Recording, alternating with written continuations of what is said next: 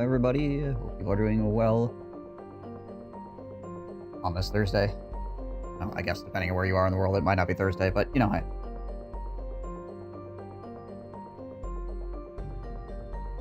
Near the end of the week, alright?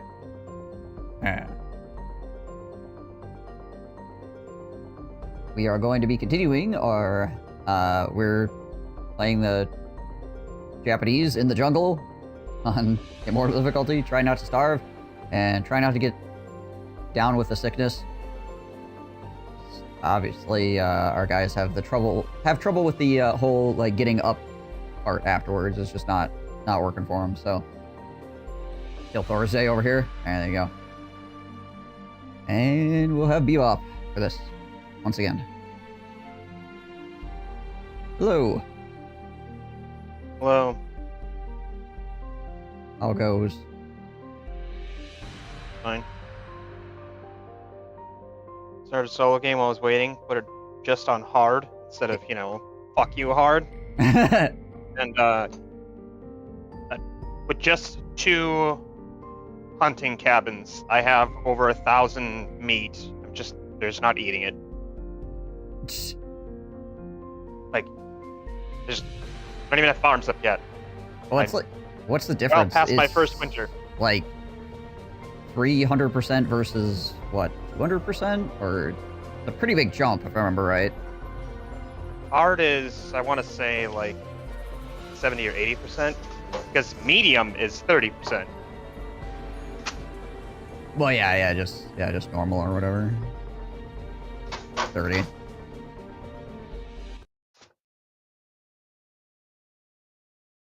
And I could see wanting to play a little bit more difficult than that, but sometimes with this like super hard difficulty we're playing on, it gets kind of boring because I don't feel like we're doing much.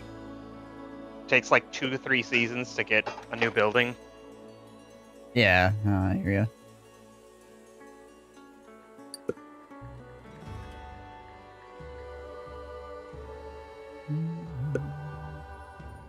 So I can play till about 20 after 6 or so today, but at 4 o'clock I'm going to step out for a little bit. I want to go buy a flash from the camera shop. Oh, okay.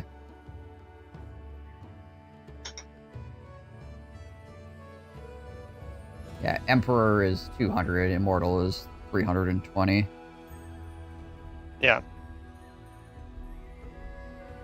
just feel like we're spending so much time just trying to farm that we're not really doing anything else. I think we're actually about to move up again. I'm curious with percentage increases, like what it's going to look like. Because obviously right now we're like locked on a lot of the like multipliers. Because we just haven't aged up in forever. Yeah. Provided we can keep our shit going long enough. Yeah.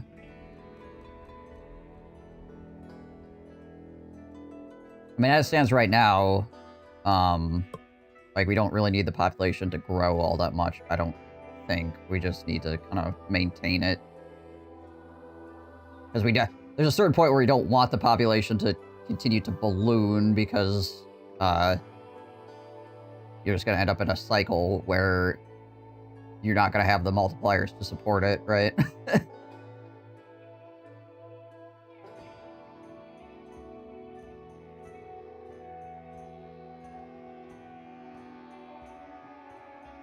So we just need enough people to actually be able to get the advanced goods or whatever, the luxury goods that we need to actually upgrade to the next age.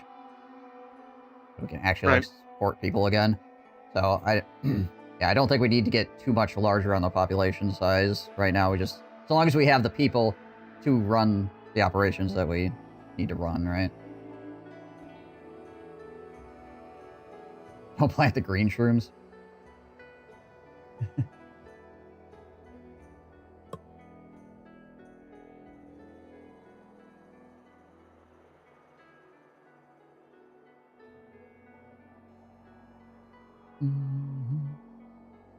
Yeah, I think that, yeah, if we were to do another game, I probably wouldn't go over Emperor, though, more than likely. Sure, there's a good point where it's, like, difficult, but not, like, freaking stupid, right? Yeah, I imagine that's either Brutal or Emperor. Yeah. Immortal and Deity requires, like, perfect placement of every building. Because you need to make sure that your supply lines aren't getting fucked by people running back and forth. Yeah. I mean, also, we picked probably the worst faction to try and do this with, too. Because you need a 2-point Oh, food source for to the make food your source? Yeah. You can't just make Whereas bread. both the duchy and the Aztecs both can make bread, Right. and the Aztecs can make tortillas too out of corn. They get access to corn and wheat. Oh. Well, that's neat.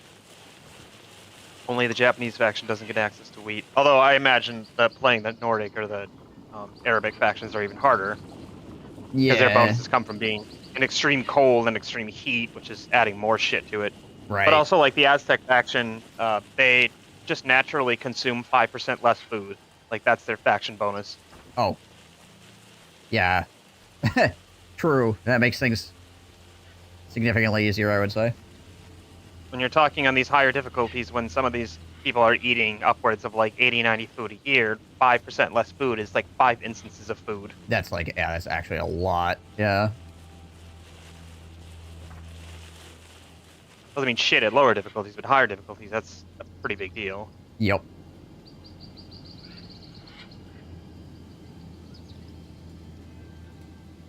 Or just the medicine consumption. Playing on hard, I got through the first winter before I saved up, and I still had my starting medicine left over. Yeah, we basically made it 1 year, I think, on our starting medicine before, and then it was gone. I don't even know if we made it a year. I think Pretty sure most of that shit was gone by the end of the summer. Possible. I'd have to go back and look. I don't remember. We restarted like 3 times, so... I might be remembering a different go at it or whatever.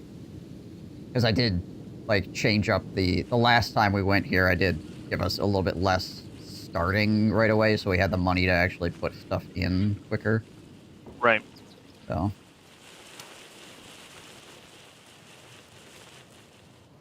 Because you can take more resources early, which can be nice, but also then that means you're gonna not be able to do things like make a rice maker or a rice breeder or whatever, so... Right. And we know we wanted to do that immediately. Oh, we actually have bricks. Holy. Anything that we need to upgrade with bricks right now? No, I think we're just holding on to them. We're gonna need a lot of bricks soon. Yeah. I got the... So you want to start upgrading house efficiency. Oh, right. You know, right now we have a decent amount of lumber, so I don't think that's a problem.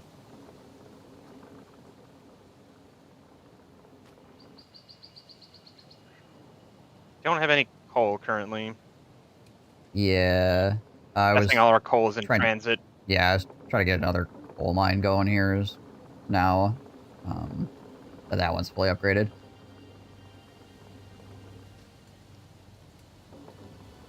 Not in Kansas anymore? Nope. We're in the jungle. Okay, more houses upgrading. Good.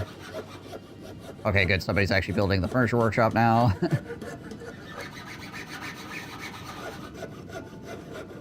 And we have cannabis, which is getting delivered. Well, there's actually quite a bit left in the field, too, so... Yeah, between the cannabis and once the chairs start rocking again.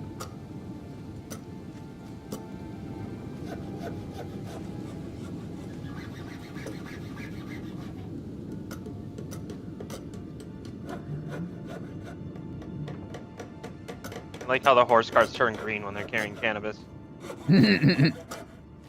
That's how you know. I don't think they're normally green, are they? Maybe they were. The Maybe I just market... never noticed until they were carrying cannabis. The market ones are green. The other ones are white. The ones coming from the regular storage That's ones. probably why. Okay.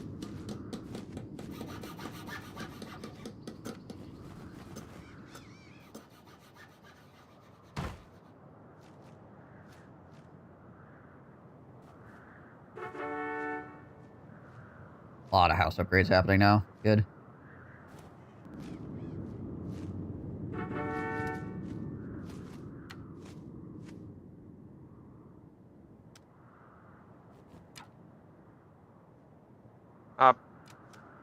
Now there's sustainability or productivity in the furniture.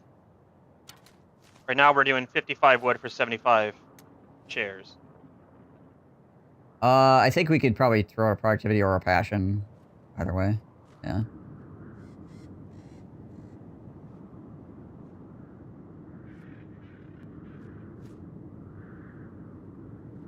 It's 55 for 86 is still, I think, a pretty good exchange, considering we actually have, like, an okay amount of lumber at the moment. Mm-hmm.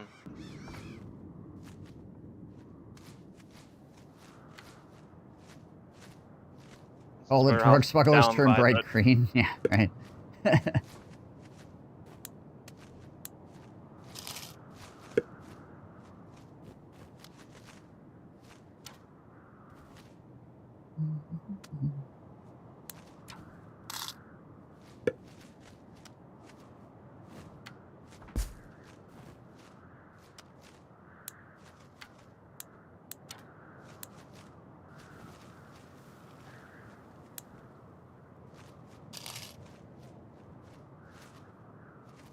Your backlight turned green? Yeah, Nimwin did that, I believe. Yeah, it was Nimwin.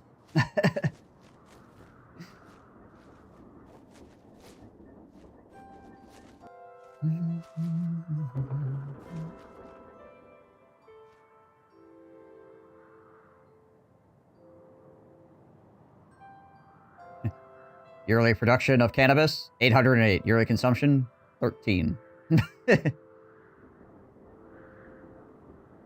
Currently, I guess. We'll see how it actually works out. Okay, lots of house upgrades happening now.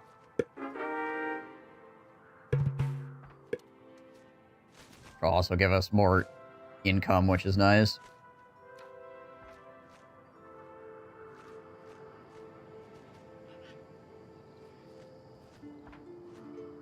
Then we just need the potters to actually do things, right? To get to level 4 houses, which they looks like they are. Yeah, I threw a couple cards in one. Gotcha.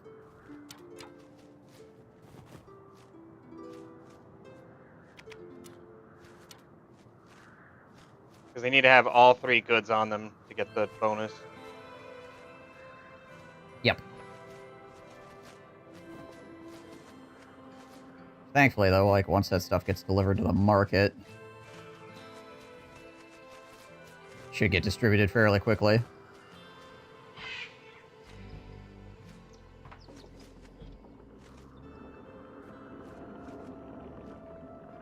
Yeah, we got a bunch of level 3 houses popping off now. Already.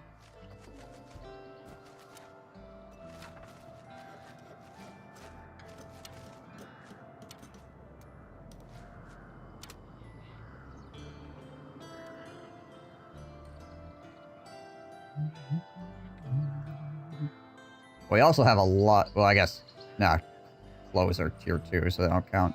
Gotta say, we actually have a lot of leather and wool right now, so...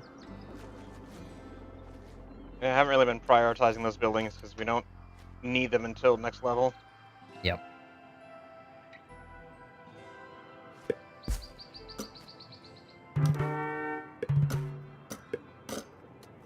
There's one level 4 house.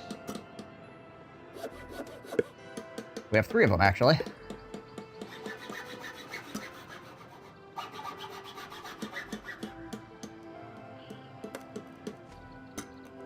You'd think it'd be the houses, like, closest to the left. You think so? I don't know how... Maybe it's just when people happen to be there to grab the stuff, I guess? I don't know.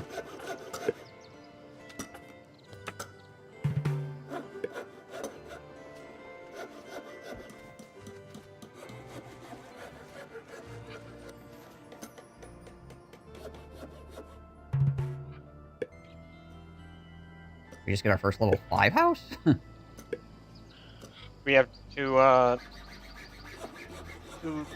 luxury, or we have a luxury good level 2 going. You only need one luxury 2 to get to level 5. Gotcha. So basically, as soon as we got that level 4, they got delivered clothes and they went to a level 5. Right.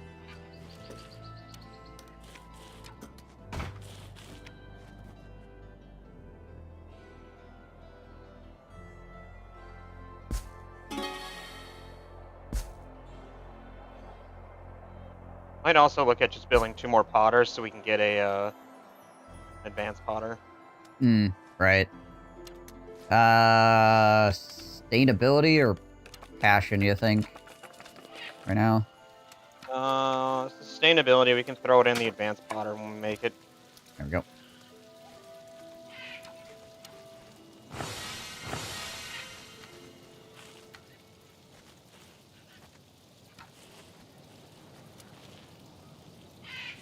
How do you people not have tools?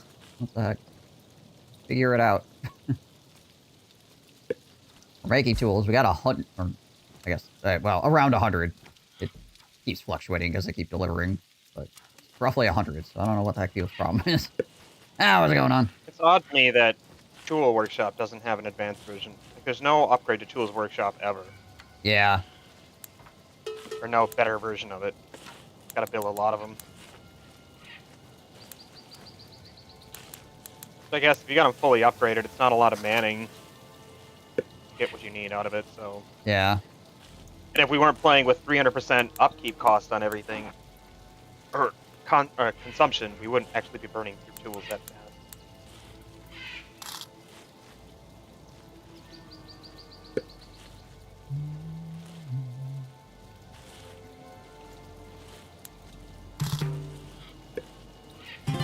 That gives us another book. Sustainability or productivity.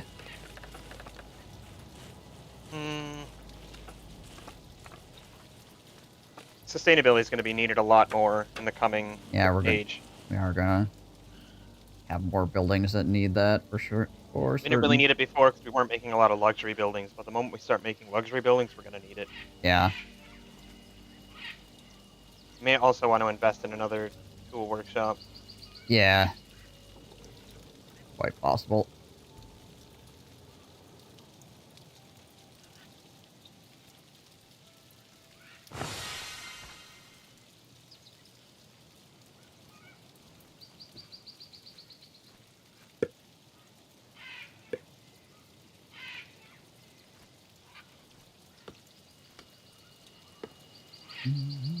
Alright, the cannabis consumption did go up a bit. Not a lot, though. Just a bit.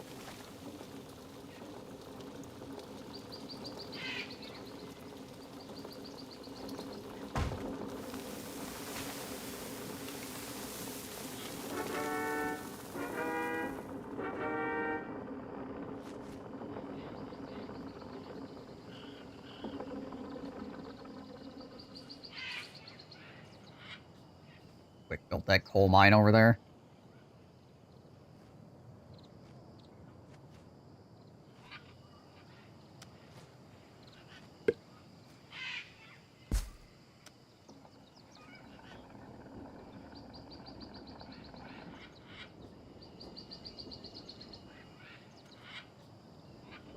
Doesn't have a place it's directed to anymore. Have it send it to that warehouse in the middle of town.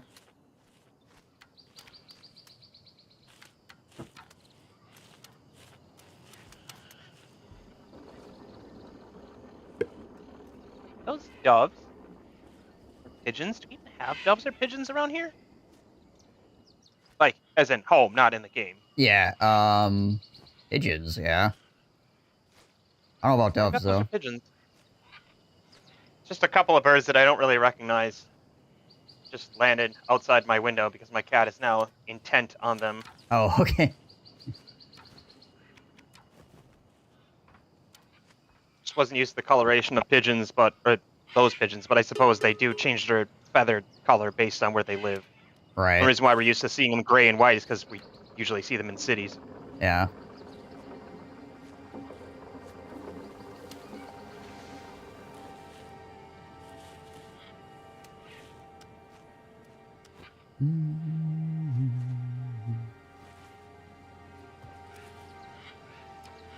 Once again, honestly, at this point, some people starving is probably okay.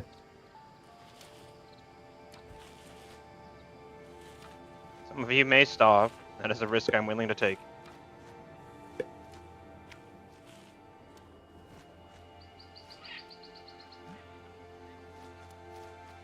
Alright, so probably at least half the houses have gotten to level 3 at least. Got 5 level 4s. Just not producing enough pottery, probably. I think that's Yeah. what it is, yeah. We're not making them in big enough batches. I'm just gonna quick build these 2 potters here. Yeah.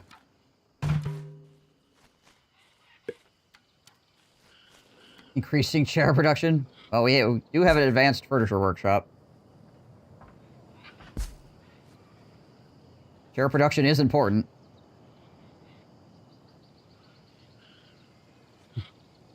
Construct additional chairs. How much is it to... 14K. Holy, okay. Yeah, it's a lot of stone.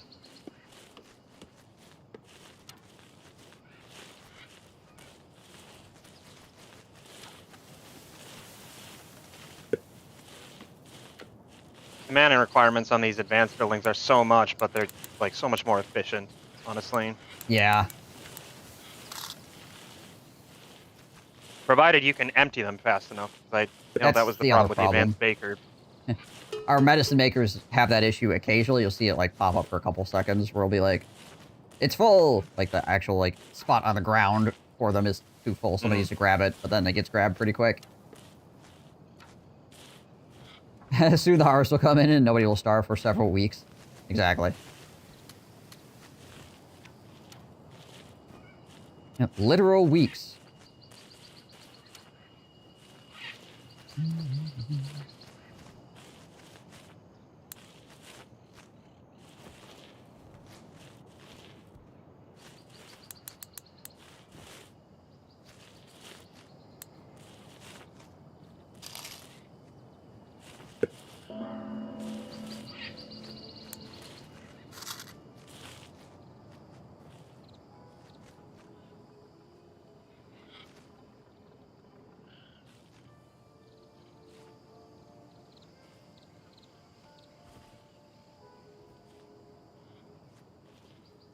We need cannabis production to get our houses upgraded so we can get to the next stage, so we can actually get more technological upgrades to increase like how productive effective our farms are. Yeah, we can increase feed effectiveness people so they don't starve. Yeah. So the thing is like, so long as you have a efficient or a town that has food and it has amenities like medicine and stuff like that, people will keep coming in. So like, we need to not overbuild to the point where we have too many people without enough upgrades from the next age, essentially, right? So a bunch of people are going to starve, and that's fine. We could figure out a way to make sure that they all get to the sushi bar first. We'd actually be doing a lot better, but our people always eat the rice before it gets to the sushi bar. Yeah.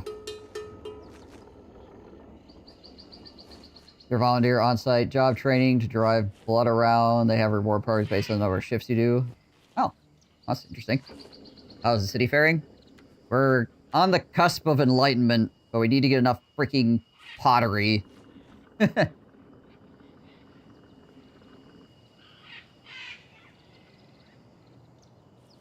It's beans. Only beans. Right. No way to disable rice consumption? Not currently, no.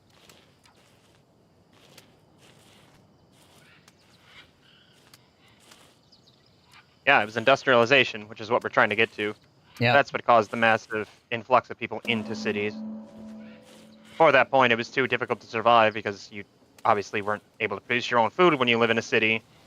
And transportation and efficacy of food transport or food availability wasn't there. Except for in ancient times, weirdly enough. Fun fact, if you were a Roman living in a major Roman city, you likely did not make your own food at home. Most Romans ate off of what we would now consider fast food. There were like kitchens all over that you would stop in and get like a to-go dish to bring home to the family. Interesting. I didn't know that, actually. Only true in very big Roman cities. Well, yeah, I mean, yeah. it's not going to be the same thing in rural cities. Like, no shit.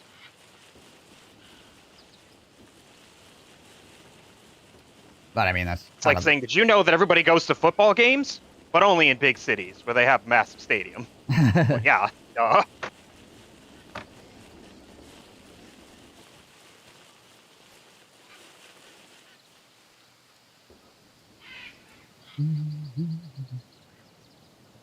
Wonder if, okay, well, they got all the stone and stuff delivered to the advanced potter, so hopefully here after the harvest, we'll get that going. Tempted to quick build the tool workshop because it only costs $660 to quick build that at this point. It's got all the resources delivered. We're down iron bars. Well, it's because it's harvest time. Yeah, everybody's just off doing their thing.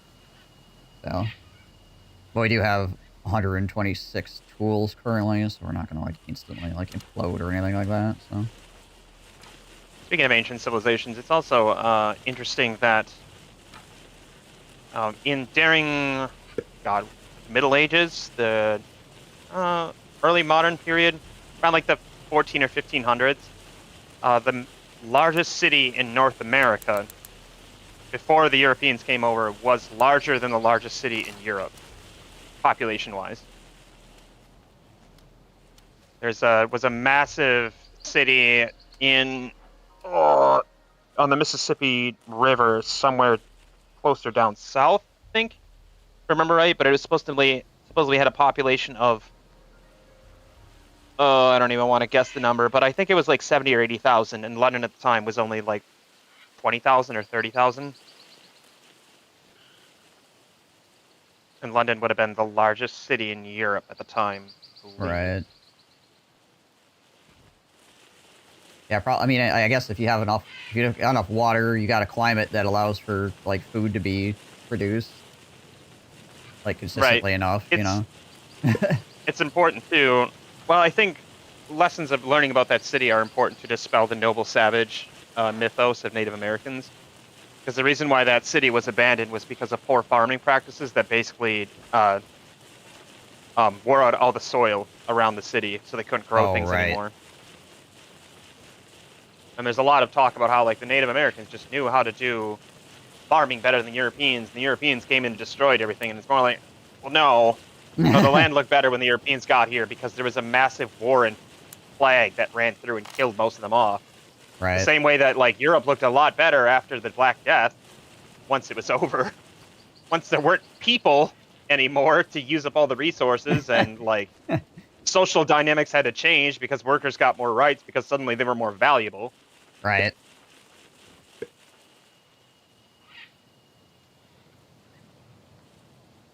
Oh yeah, Tenochtitlan was also massive.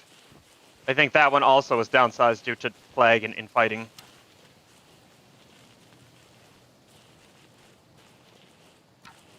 Point is, no matter where you were on the planet at that point in history, people gonna people. Yep. And it was plague and war no matter where you went. Does not matter the civilization. Yep.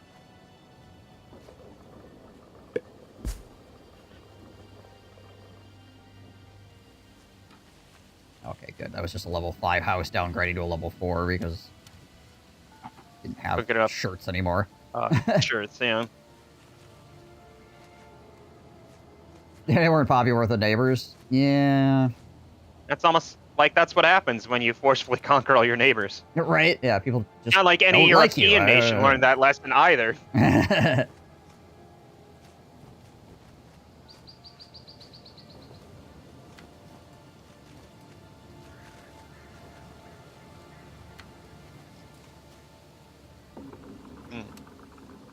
Should adjust this field now that I got rid of those potters. Oh, right, yeah.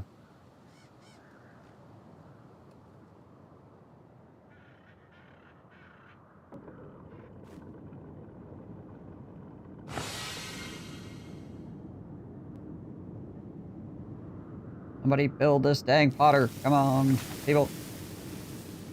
I guess the harvest is not completely over yet, so there's a whole bunch of people grabbing things.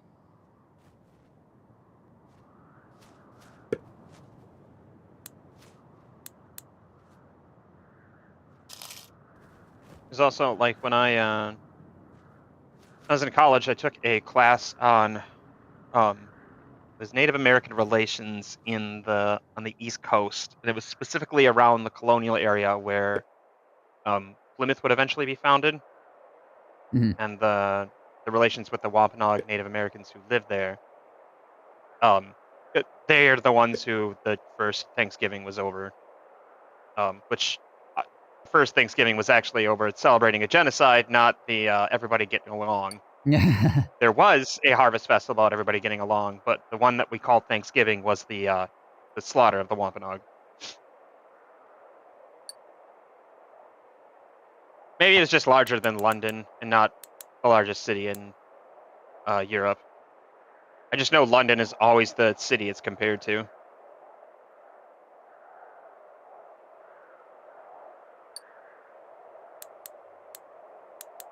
Anyways, so in this class we had to do like a lot of colonial reading, right? Like a lot of excerpts from colonial people who were there and like wrote notes and stuff. And there was one that I ended up doing that was on one of the No. yeah. I guess they still don't like us very much. They went and, as part of like a diplomatic endeavor, went to go watch the Native Americans running military drills because they did that too, just like any other major population would have done. Yeah. And according to the colonials who were watching it, it looked very akin to what they would have normally watched in Europe for military drills. Like it was, they had an initial wave of ranged weapons, of arrows or throwing weapons or whatever, and then once that was expended, they would fall back and allow melee-oriented troops to move up and push the line. And they ran like drills and formation and shit like that, and the part of the notes were him basically being like, I didn't expect this out of them. We all thought they were just, dumb. But Right. this is on par with anything we do.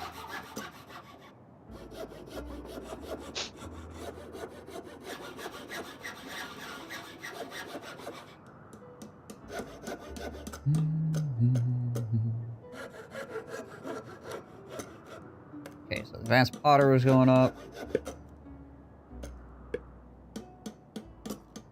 Hopefully we'll be able to leverage that. We're gonna need people to actually be working the clay pits. I hate having to prioritize clay pits, but we need the people. Shut off the bricks for right now so it stops eating clay. We don't really need bricks right now for anything, so... Currently, no. Yeah, so I'll just do that. So that'll give us more people as well.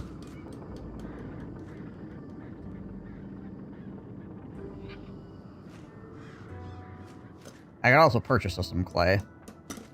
Clay is really cheap. Stone do we have? Alright. Worth it.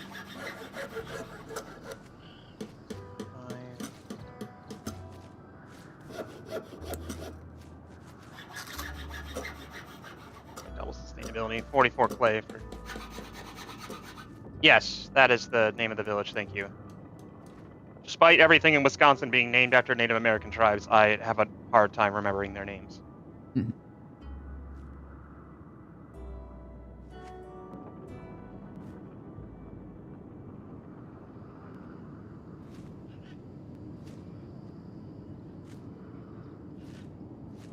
Roughly modern day St. Louis or Belleville. Okay. Yes. There you go. I just remember it was down the Mississippi.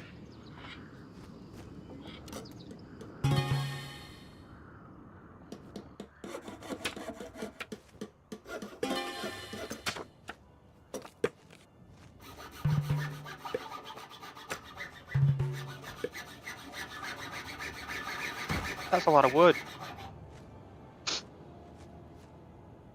Might as well. Maxed out at 500 anyway, so it's like, sure. Get an instant injection of 500 lumber.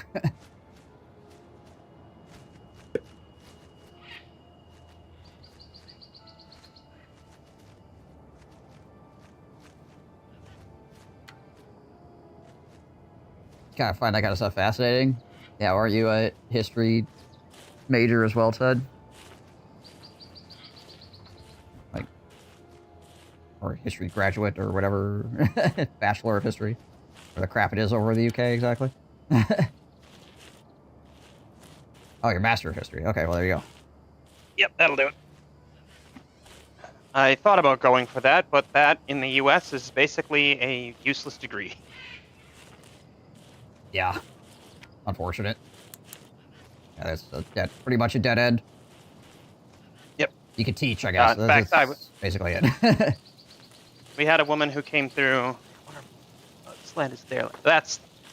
You're interested in that period. This land is their land. That is the name of the book that I had to read for that class. Anyways, I took a anthropology class when I was in college, and we had this woman come in who, she was like a professor, but she wasn't like a regular professor. She just kind of came in as a guest thing. And somebody asked her about going to get a master's in anthropology or history, and she was like, no, don't. just don't. It's not worth it in the US right now. You're not really going to make anything of it unless your goal is to teach. You're not going to go anywhere with it. She's like, I got really lucky and I got to study abroad. She, I think she said she studied in, I can't remember if it was France or Britain, but she, got to live on site at the museum she was working at. They had, a guest house attached to it or something like that. Oh, that's neat.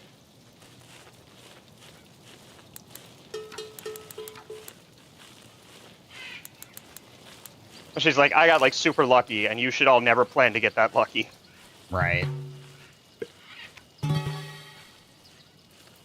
Productivity or sustainability here? Productivity.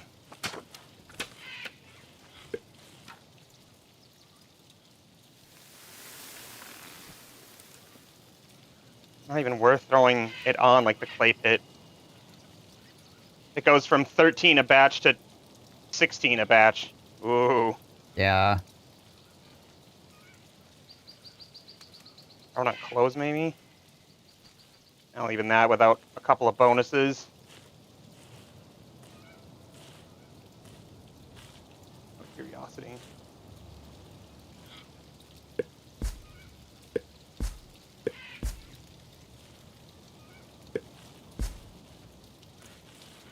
Our population is going to yo-yo back and forth between 200 and 220 something here as our people keep the book is, yes, this land is their land. Came out in I want to say late 20 teens. I don't remember the exact year. But it's a pretty good book on the relations between the early American colonialists on the East Coast and the Wampanoag Native Americans in that region.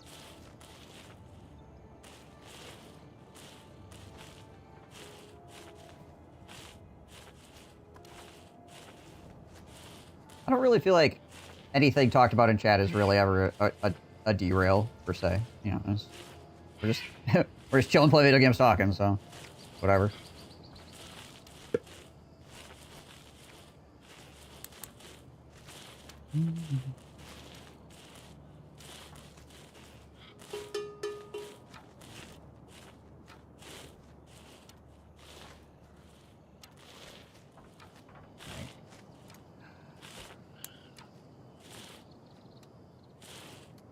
I feel like this is the fundamental problem with playing on the higher difficulties. You need so many people to farm, but you don't have enough people to work the luxury goods.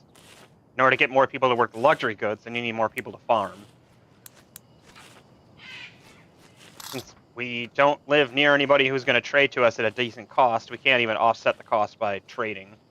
Yeah, well, that's what I'm saying is, you need to have... we need to try to figure out what the ratio is here for our population so that we can get enough to get to the next age, right? But not just keep scaling infinitely, because we will hit a wall where we don't have the actual, upgrades to actually support people anymore. We just don't, We keep tacking on infinitely, then yeah, you run into a point where it's oh, well, everybody's got to try to be self-sustaining on into infinity, and it's just not working, right? Right. But because we are consistently regaining over the year the people that are currently starving, Yeah, we're hitting a equilibrium. We should be okay. We have got 6 level 4 houses now. And now that Potter is up and running, I also am purchasing clay. So, because clay is like Yeah, insanely cheap. they're cheap. Yeah. The next couple of books you get, maybe we should throw them into productivity or passion, so we can put them on our fishing lodges. We have a lot of fishing lodges that don't have books on them. Right.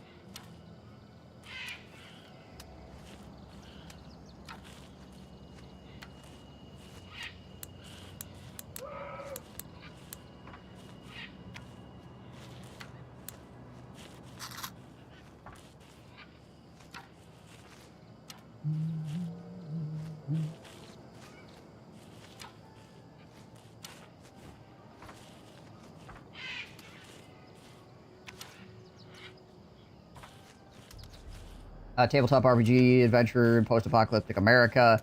So I've been doing a lot of research about the area, well, the Midwest specifically.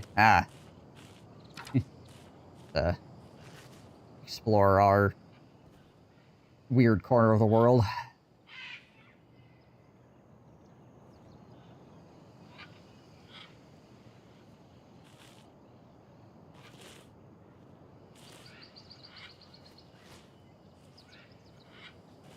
How's the research for that going?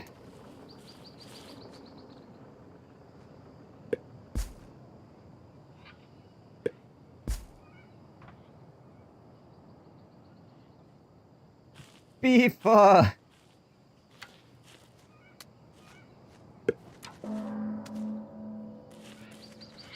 people are dying? That's crazy.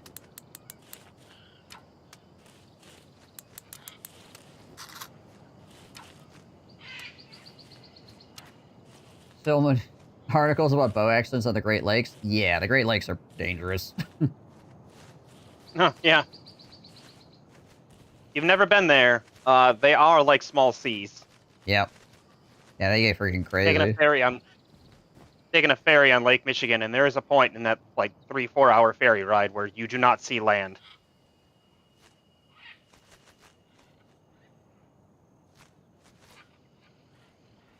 You've been to Huron? Oh, okay. I believe that's the smallest of the Great Lakes, isn't it? Or is it Erie? One of those two. Yeah. Michigan, I believe, is the biggest one. I think it's Lake Michigan that is.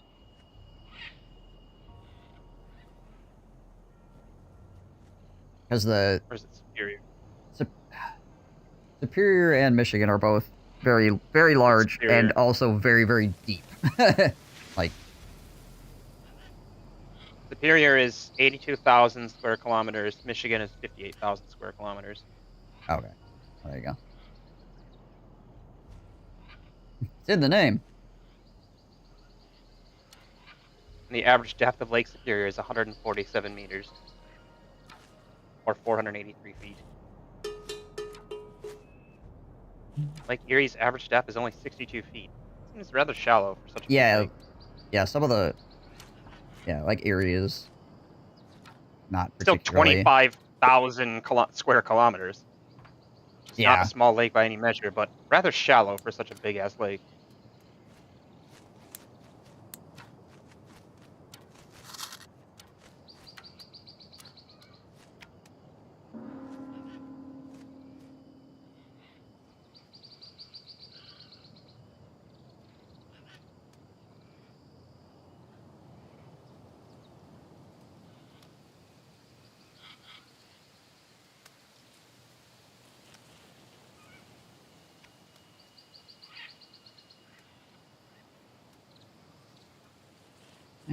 Population is plummeting back down to what I would expect for the amount of food that we currently are able to sustain. Weird. We actually got, like, more people in last year than we did the year prior. Huh.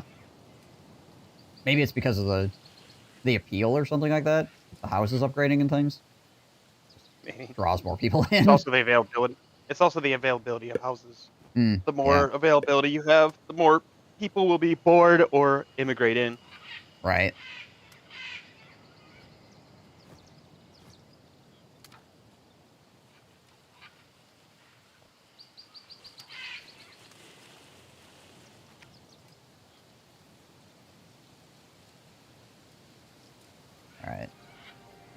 We should have, this next winter, we should have a good amount of clay for producing pots. So hopefully, because again, houses, once they have the goods, they upgrade pretty quick. So hopefully we can just like Pretty spark sure they upgrade basically instantly. yeah, it's like Need to 10 get seconds or something like that. Once they have the thing, they just have a little green spinning circle for a couple moments and then they're good to go.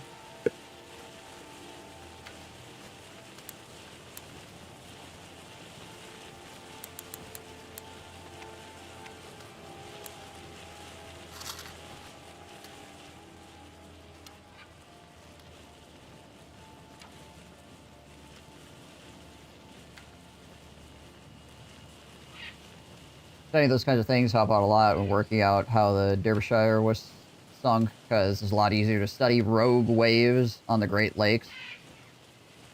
Right. Oh, I guess I left this in cabbage. Oh, cabbage is probably fine anyways. Yeah, it's fine. It's not like we don't have a bunch of medicinal plants right now anyway, so...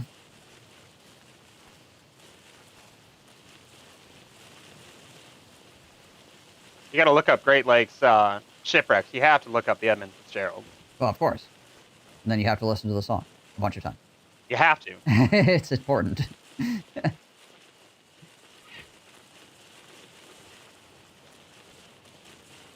What is it, like 20 drinks for the 20, or 21 drinks for the 21 men lost at, well, I was gonna say at sea, but at lake. At lake, yeah, I guess. You've already done that? Yeah.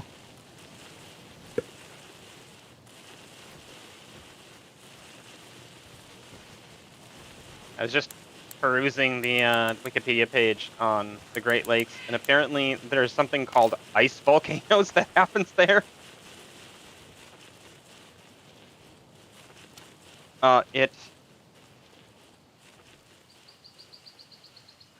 It's a modern phenomenon in which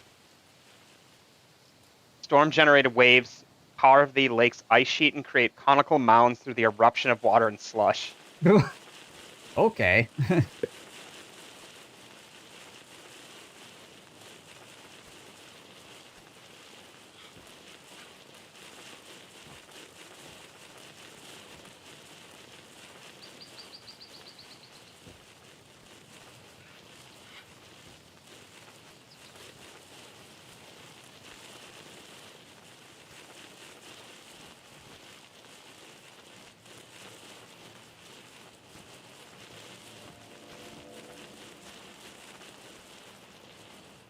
Where is the... Okay, that's the furniture shop. Where's the advanced potter?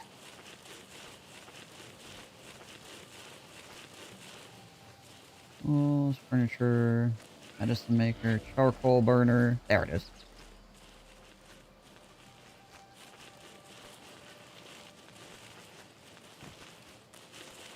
Reprioritizing a little bit on... All right. The potter and the furniture maker.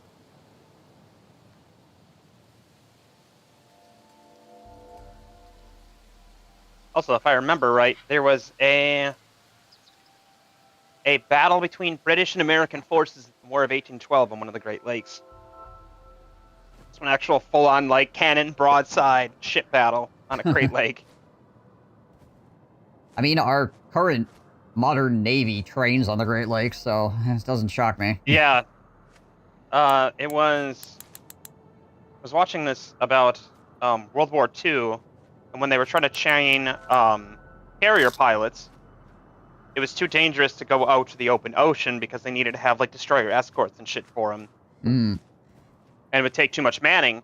So they used the Great Lakes, and at one point they repurposed a paddle boat into a carrier. Like, the U.S. Navy bought this paddle ship that was normally used for, like, sightseeing and public transportation or whatever. Yeah. And they resurfaced it with a carrier deck. Obviously no, like, under deck or anything like that, or any hangars. But, yeah, they gave it a carrier deck and a small conning tower and put it out to lake, as it were. And pilots trained off of it. Yeah, I mean, sure.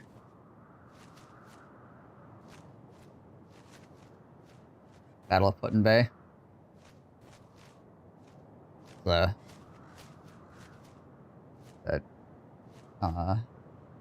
1812 fight or whatever, yeah. Yeah.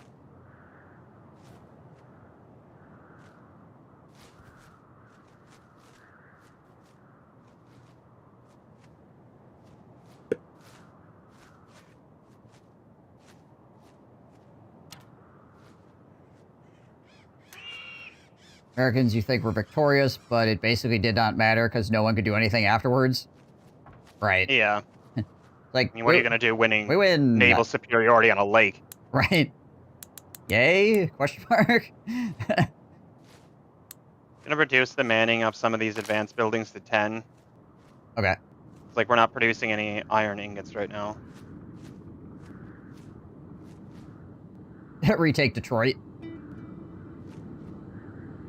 Hey, Detroit was important at one point. I mean, Detroit, honestly, was a pretty decent city for quite a while. It's kind of It was a massive trade point. problems. And again, so was Oshkosh until like the 50s. Also true. Once the locks went up in the Great Lakes, we lost a lot of prominence. Turn of the 20th century, we were larger than Madison. Of course, the population was like 12,000 to Madison's like 11,000 or something, but... Right, yeah.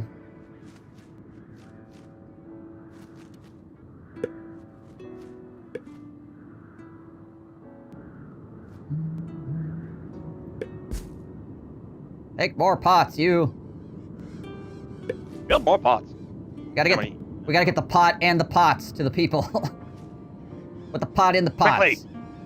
All together now.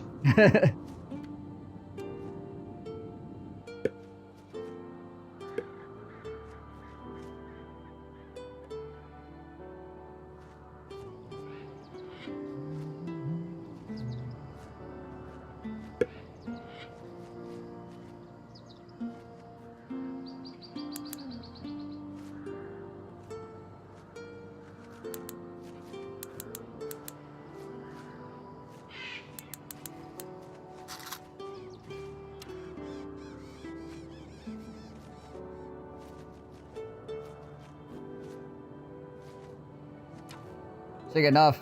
That is how Admiral Perry became an admiral. Also, we only had a navy because Thomas Jefferson went behind Congress's back and authorized it on his own. Congress didn't want to have a navy at the time. What the heck do we need ships for? Basically, they just figured that, like, who are we gonna be fighting a war over? We don't need to compete with the British for naval supremacy. Yeah. And then they started raiding our shit in the Mediterranean. The Barbary pirates started hitting us, and every other nation bowed to them, or like, just paid them off, was like, fuck it, just stop raiding us. Right. And then we did that, and then they raided us anyways, and they're like, well, if you want us to stop, you better pay us more. And America was like, fuck that, don't touch our boats. And that's when that meme started. That is it. And the Americans staged an invasion with 3 ships and a contingency of like 100 Marines, and overthrew a couple of nations, if I remember right. Well, nations in the broadest sense of Barbary pirate nations, but... Right. There's a moose walking around? There is. That's a sambar deer, not a moose. Oh yeah, I suppose. We don't have moose, they're just very big deer. There's also a giant boar.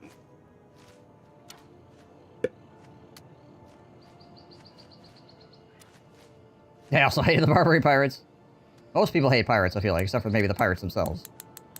Then again, the pirates probably hate the pirates. Depending on which pirates. Hate other pirates. Yeah.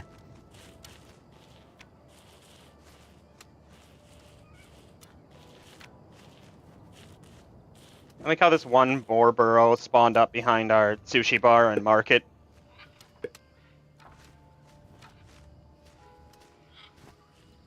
And boars just don't care. I mean, which I guess is pretty normal for boars. Boars really don't give a crap.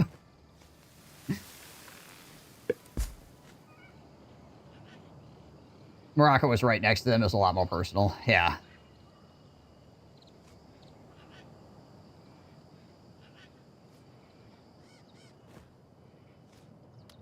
just...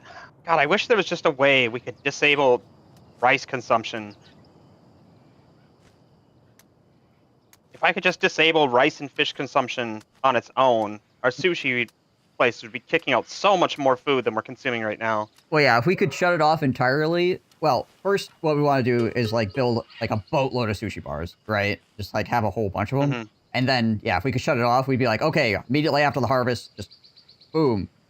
Or as the harvest is happening, just close it down. So like all of it just like goes up to the sushi bars. It gets turned into sushi, right?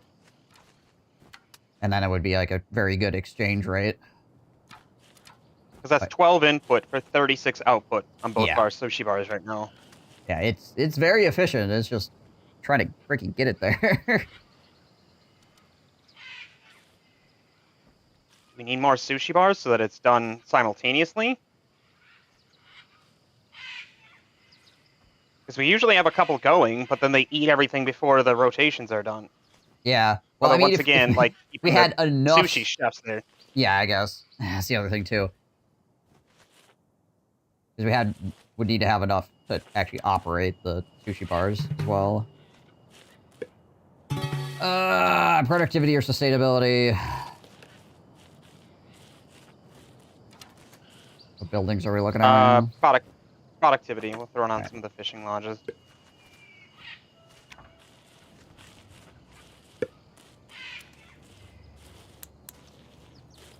Yes, hello, small child. This place is great, I swear to you. Can't help but wonder at the small smile the child raised. Yeah, well, not gonna smile in about 6 months, trust me. Yeah.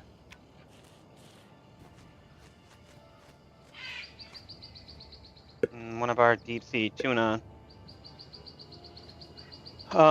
locations is running low, so they're gonna have to start going further out. We are at 21 of the 30 houses we need right now, though. British, give us all the shipping on the Great Lakes America. Give us Upper Canada. Australia's like, what are you idiots playing at? Or the Austrians, sorry.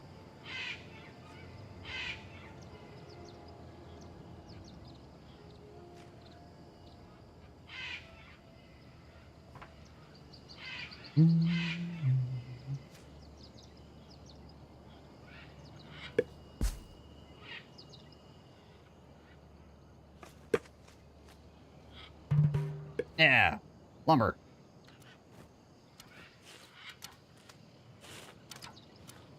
Oh, that was even remotely reasonable to ask of the other side, given the situation. Yeah, people do that, though. You know, they'll just be like, we're gonna ask you something crazy. Just see Part of where that's on purpose. see where we're at, yeah. A lot of times they would give unreasonable demands because they knew the other party would not accept them so that they could have a justification for war. Yep. Yeah, if you're looking to Basically get the into same- a fight, you basically, yeah, you just, like, say a bunch of freaking things that the other side clearly can't really respond to in a reasonable way. The same shit with, like, World War I. Almost all of the Austrian demands from Serbia were reasonable except for one. Hey, we made it to the...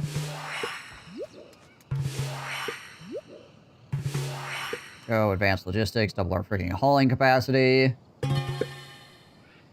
Hold on. budget adjustments. We need budget adjustments. Yeah. Attractiveness or science boost. I think I'll take the science boost. 20% luxury resource productivity doubles luxury resource import fee. I think luxury resource production. Yeah. Okay, what was the other thing? Budget adjustment? Yeah.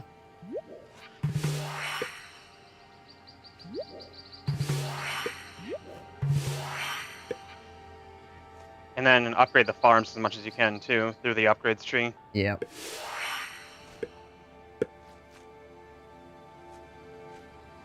Farming technology.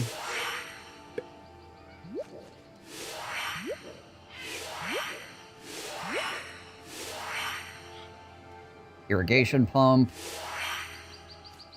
Tax adjustment. Industrial building gets 5% efficiency for each nearby industrial building. Same type. Don't need the pagoda. Oh, actually, hold on. We don't need that right now either.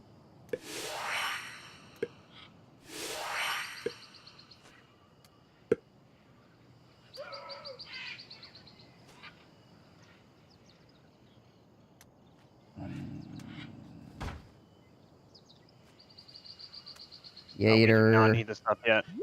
I think we're gonna research Yater here. Okay, our air is also clean, so that's good. Yeah, we actually aren't producing much in general. 11 from fuel consumer industries and 31 from citizen heating. Whatever. Gardens must be like the shrubbery and shit. It's gotta be because we have 2 from gardens, and the only thing we have up is shrubberies right now. They probably just don't provide a lot, so you need a ton to make it actually show up. Yep.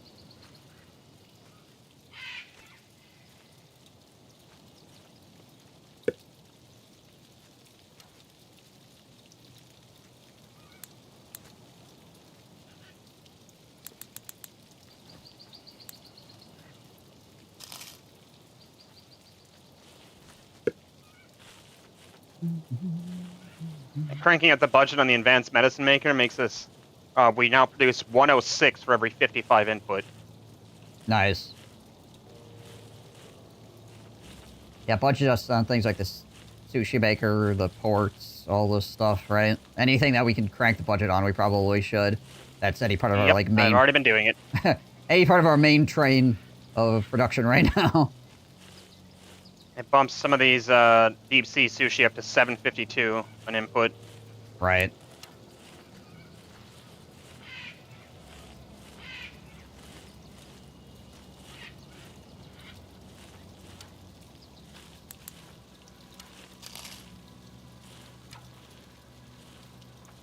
We have 700 for our income right now, so... Yeah, that's after I bumped everything up. Nice.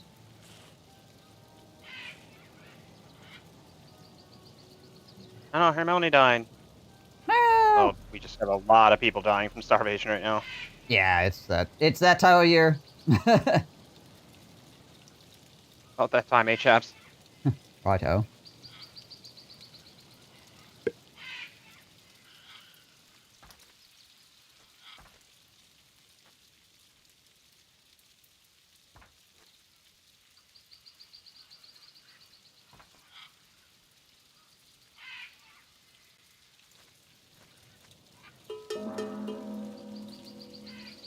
This gives us another card slot. Oh, no, wait, it doesn't give us another card slot. We need to upgrade the main building first to level 4. I can also... Well, we're at medium tax rate right now, so I could also increase the tax rate, I suppose, if we needed to. It's gonna piss people off. We're already sitting at 65% Yeah. happiness. Most of that is just because people are start starving leaving at the 'cause they hate it. moment. Yeah. Also, let's see if we got any new cards that are any good.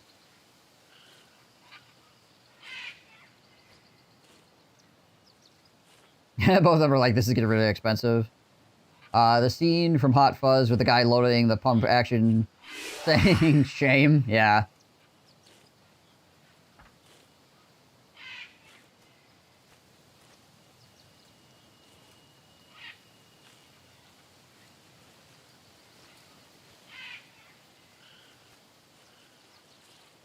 You can also do work schedule, increase the How long people work. work hours on some buildings. Yeah. We Yeah. got at maximum budget. The offset for having more work hours should be acceptable. Yeah, that's true.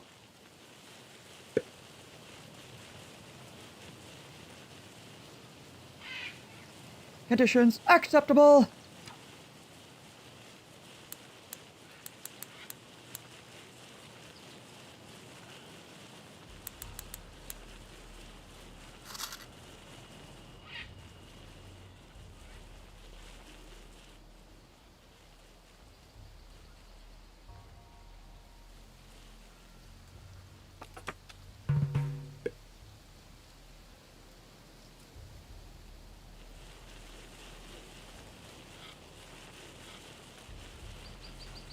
And now we can do irrigation, so we don't have to rely on cabbage anymore. We can swap a lot of this over to The rice, once we get the rice. utility up, yeah.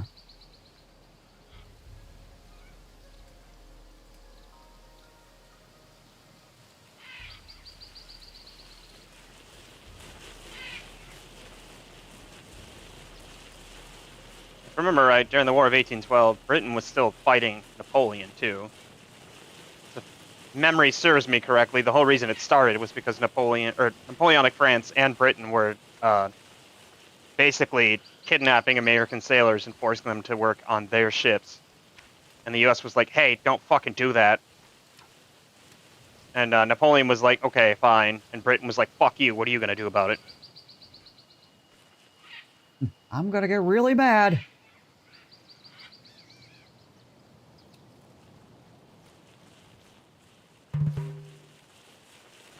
Oh, we now have a ferry. Claimed all the valuable provinces of the island. Your people all yearn for the sea.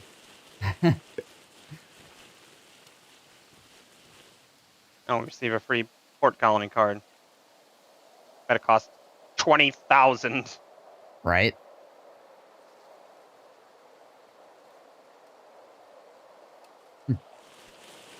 Put that on the list of not happening. Gonna table this for right now.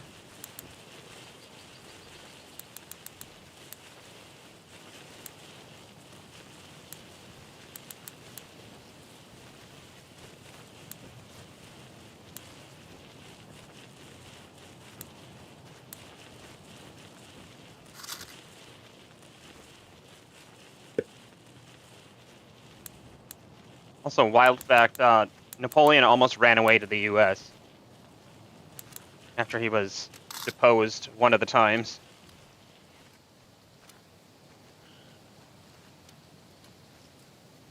That'd be a weird timeline.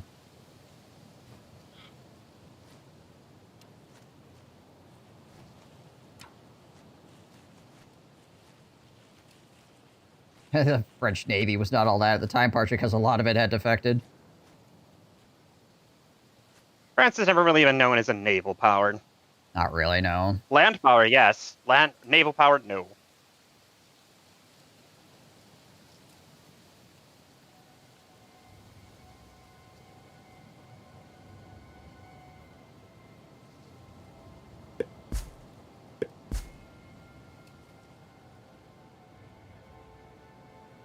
Woof, we are suddenly making nothing for money. Nah, yeah. Oh, hold on a second.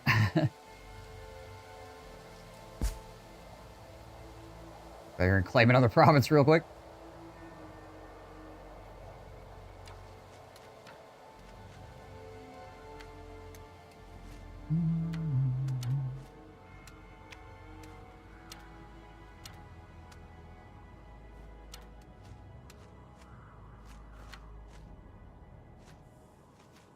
I'm gonna put it on a high tax rate for a second. I'm gonna see what that does.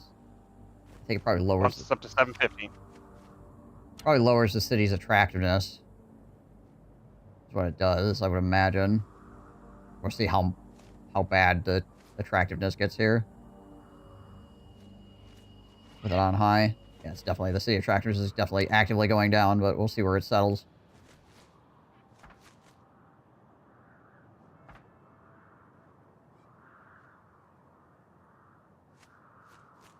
The Denmark fleet was really big.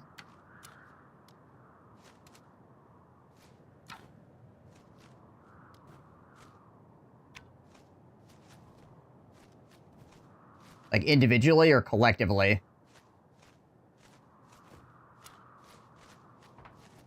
Or both. Yes, this is also. Both is good. Right?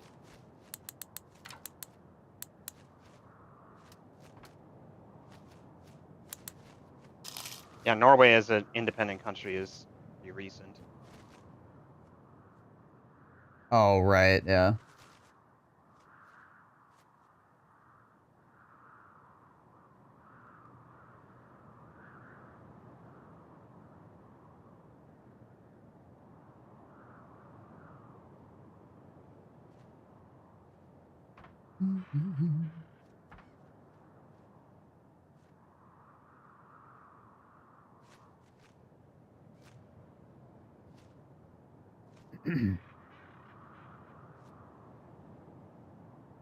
Would have been like Britain, Spain, and Norway then, or Norway, Denmark.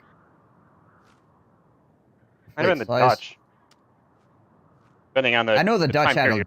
yeah, I couldn't remember if the Spanish Navy, what the current state of it was that time period. Spanish Navy basically ceased to exist after they tried to invade Britain and ran into a massive storm, and like their entire navy got sunk. Yeah, they got freaking And that wrecked was like during that. the end of the Spanish rule at sea was the beginning of the British rule at sea. Okay, so it was the Dutch. Yeah, I know the Dutch had a pretty large navy going at one point. I just can remember like what point in history it was. What's crazy is like Indochina and Malaysia under like the freaking Dutch and the Portuguese had like so much going for them considering how small countries they were. I mean, I guess Britain's not very big either, but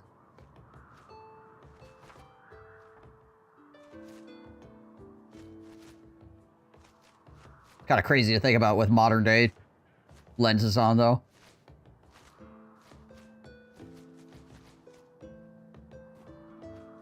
It was more distributed. Right.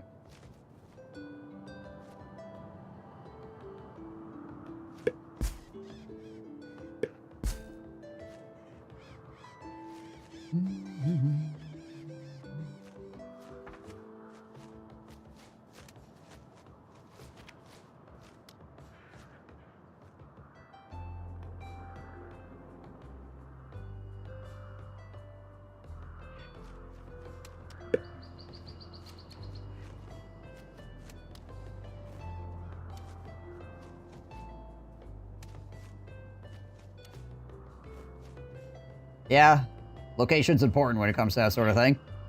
Can't really use them if they're halfway across the world.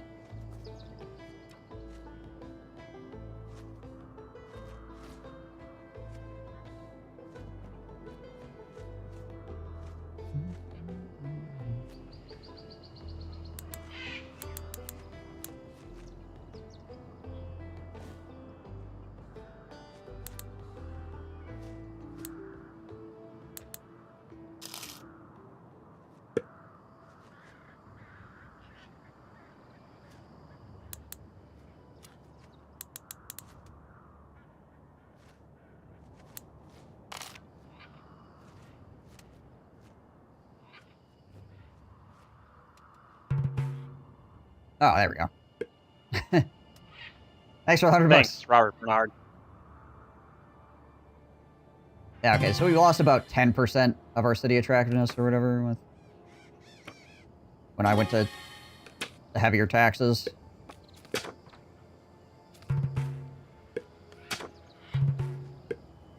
But that still lands us around 74% at the moment with what we're looking at.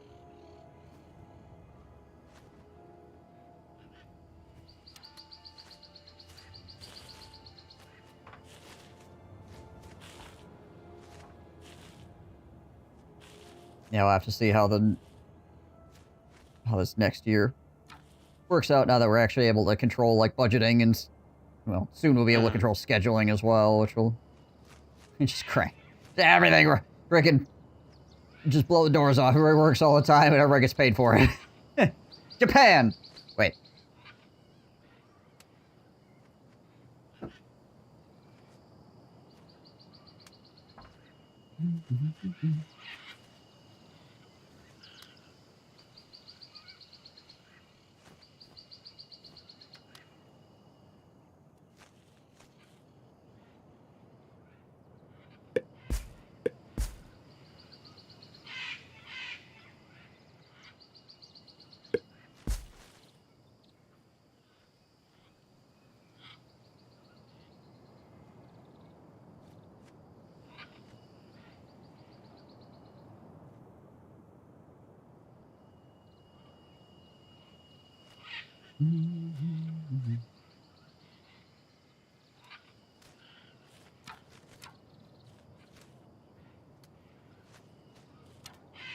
Yeah, all their boats would have been centralized more, yeah.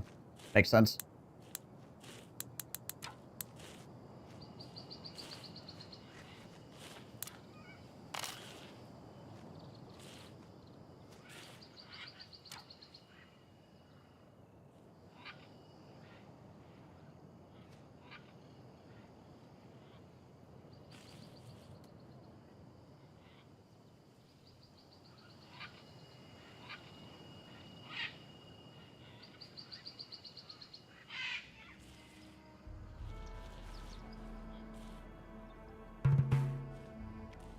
Yes, hello, immigrants.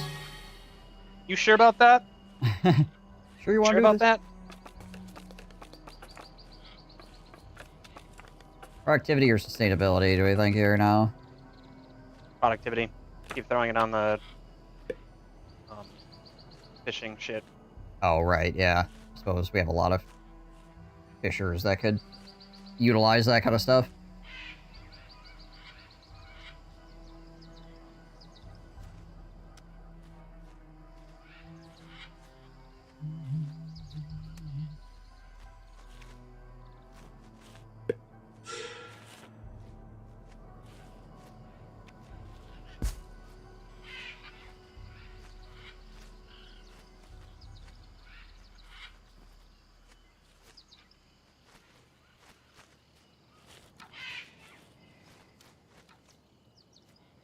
City grows.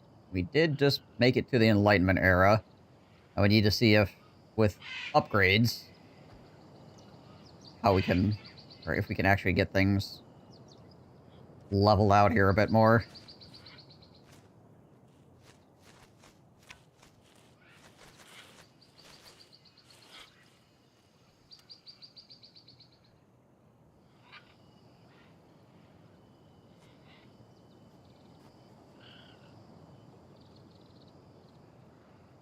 Because every one of these deep sea fishing ports is, I think it's more than doubled what it was like a base one does or whatever. Yeah, basically. Japan.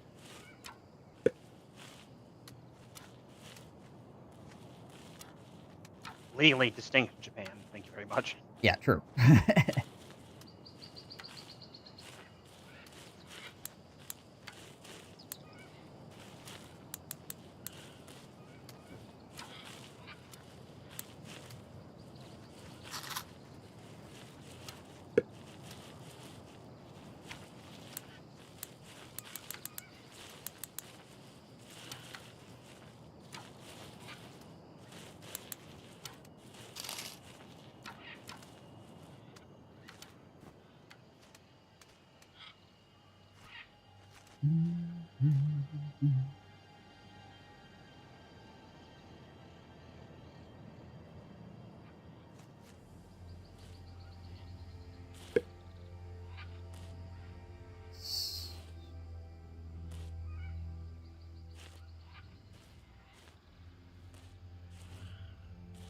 Move that up a little bit. Prioritize our foresters slightly more here.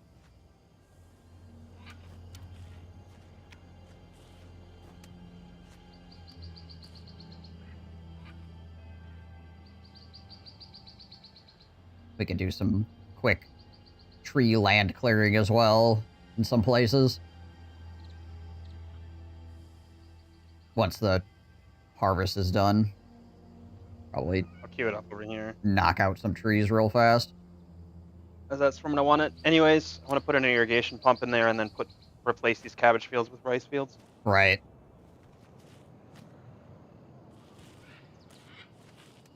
Which actually means I gotta throw up one of these anyways, so I might as well queue that up too. I like how the rice breeder gets a bonus, a combo bonus. Oh yeah, even though it doesn't do anything. Actually do anything. Yeah.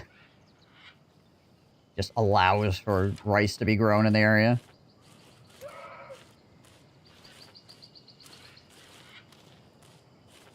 God, not getting beer is so painful. Yeah, that hurts too, for sure.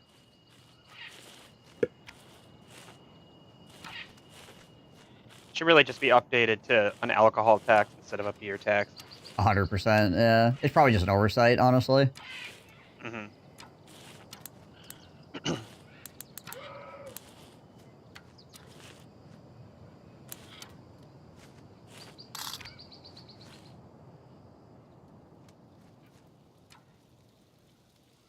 You can make sake, but there's a certain card that would help us significantly, but it's only for beer. Like, specifically, it's tagged as beer, not alcohol. We, as the Shogunate, cannot produce beer. Yeah. So yeah, we can We make can sake import all it. day. We can make sake all day long, but we can't freaking do beer. What's the actual card called?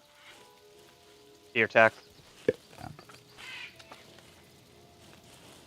Yeah, beer tax. Houses with beer get $5. So every single house gets plus $5. Provided it has beer. Provided it has beer, which, you know, would in a... But if you can produce beer, you can also produce flour to make bread. Which is, once it turns into flour, your people can't eat it. Yeah, the problem is we can't there's no way of it. We can't get wheat. Yep. So we can't make bread and we can't make beer because both those things in this game are made from wheat. You could probably have an argument about, like, you can make stuff out of other stuff and all those other things, but in the game, within the parameters of the game, we cannot make that because wheat is the input for those things.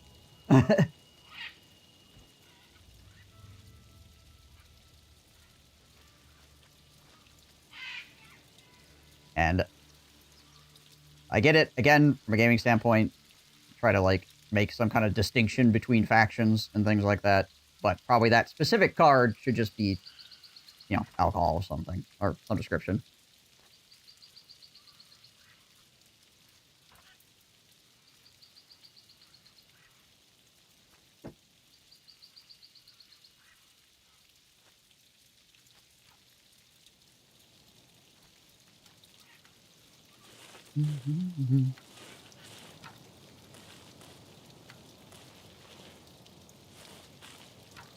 Yeah. Yeah, I think it just being a beer tax is because Japan is one of the more recent additions to the game as a faction, period. So they probably just went, oh, sake, this is something Japan should make, and then they didn't really, like, think about that being tagged specifically as beer as opposed to, like, just base level alcohol in general. So I don't think any other faction has a base level alcohol that's different than I think it's just Japan that has that. So.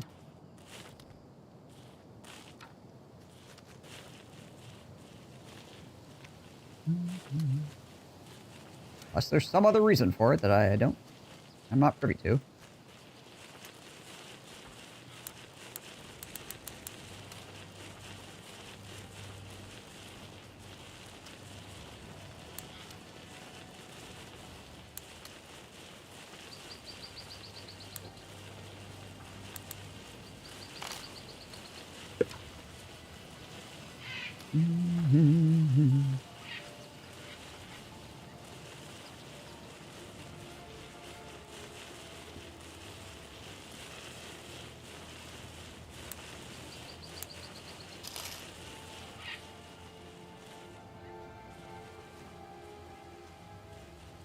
Okay, people are harvesting, and we have 150 food.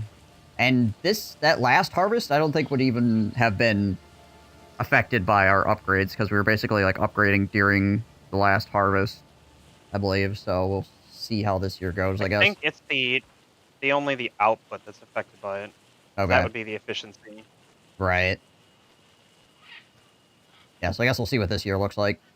But we did actually make it to autumn without... I didn't buy any extra food or anything like that. Actually made it to autumn without going to 0 food. So, everybody's hungry, but nobody's... I don't think anybody has starved to death yet this year. There's still time.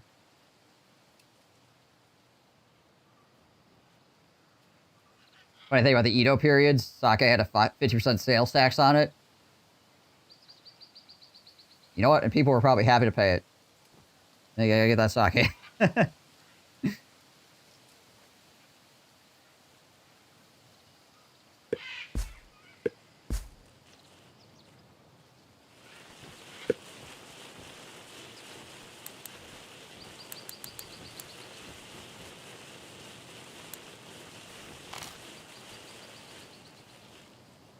I am going to go take a very quick bio. I'll be right back.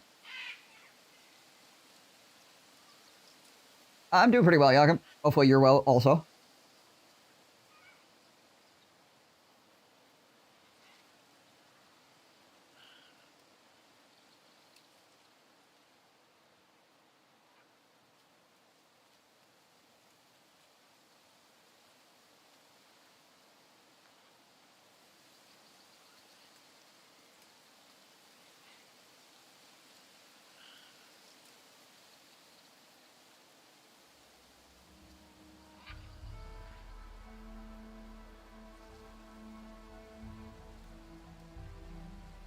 Other people can't do their job right, and now I have to do a bunch of complex math because they're idiots. God damn it.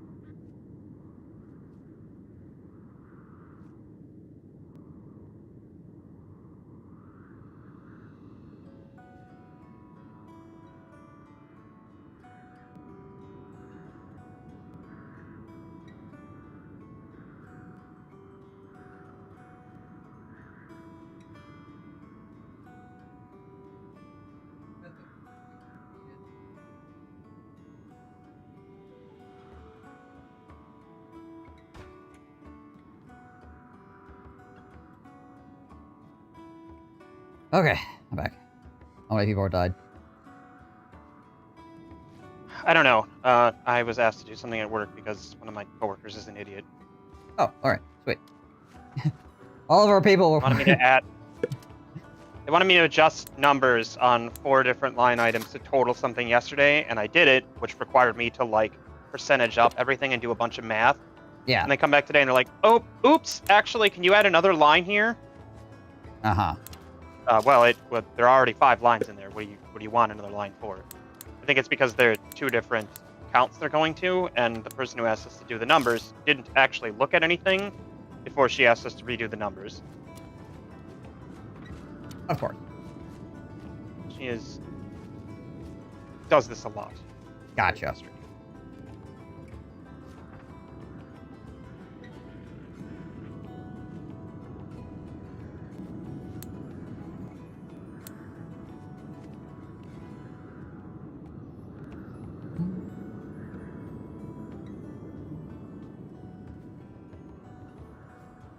Okay, good. We got some tool production starting again.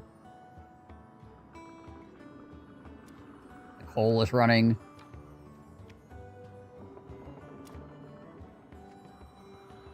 People are not completely losing their crap, so that's also good. And the air is clean. And the air's clean. Hey, look at that. And we'll have work schedule fairly shortly, so hopefully we can increase our productivity even more. Mm-hmm.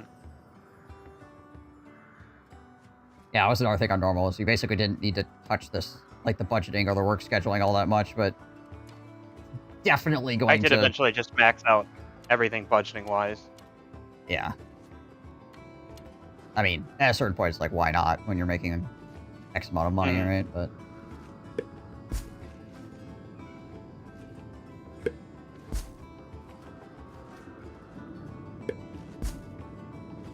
And just like I was saying before, like with Tropico, it's like, if you got the money for it, you might as well max it out, because it just... percentage increase is so good.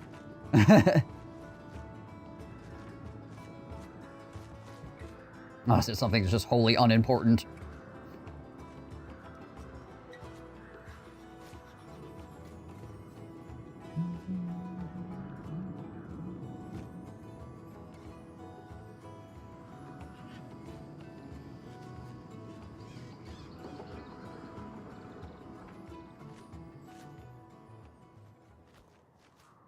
I don't know how some of you people are managing to not have tools. It must be, it's probably like a couple of houses, like, that are outside the... Because we still have, like 2 or 3 houses by the fields or whatever to help. There's a couple down here, just near the center, or up to the west of the center of town, I guess.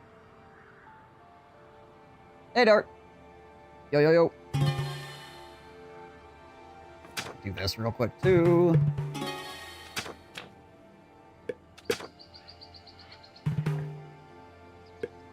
A little bit of a wood injection.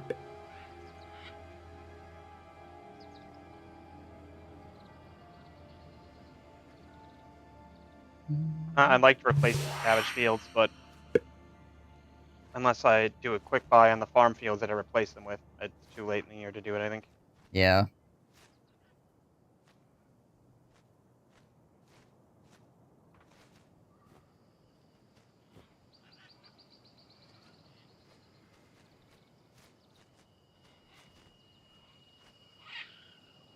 Ramen shop is rice and pork.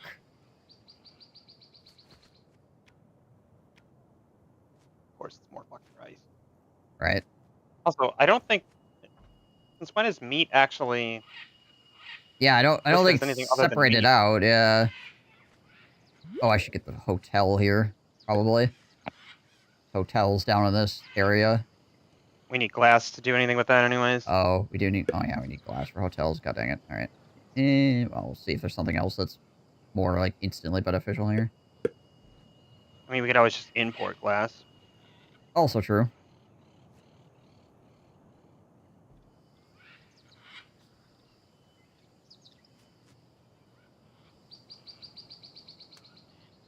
None of our fields are being planted.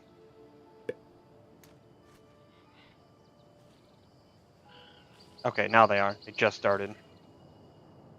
But it took till mid-spring for them to start planting. Interesting.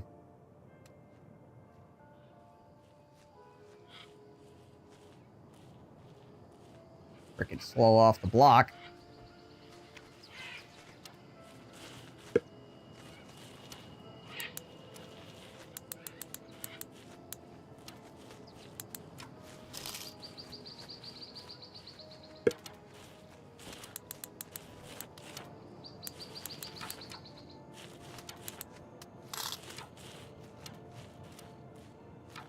Alright, we have jumped up to now. We're currently at our highest population that we've ever been. Fortunately, some of it has to do with the fact we have like 8 million freaking children. There's another productivity book.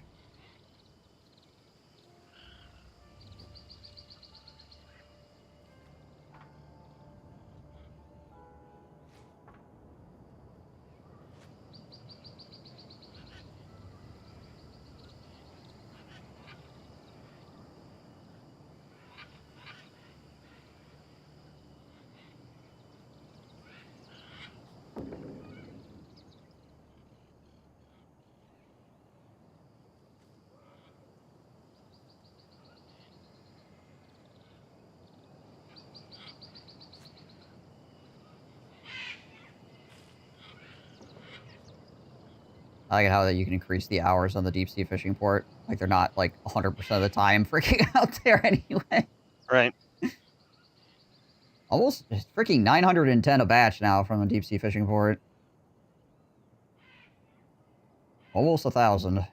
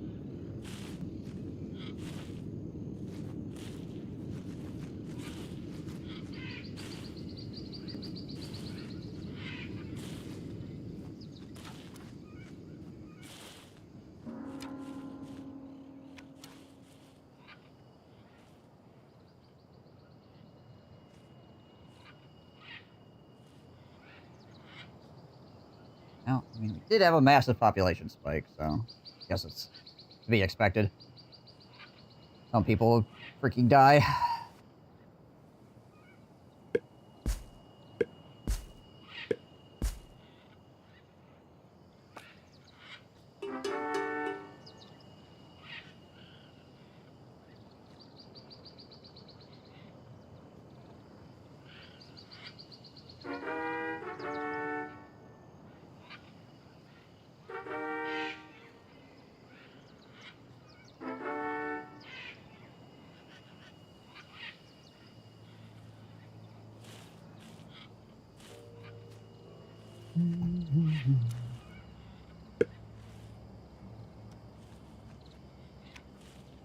Alright, what do we have to sell here?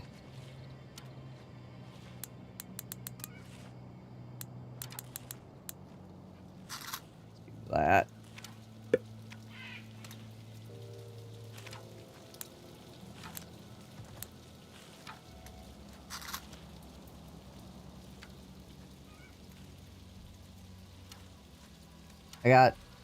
I only get to watch live for a bit, then I have to go back to lurking. So many meetings.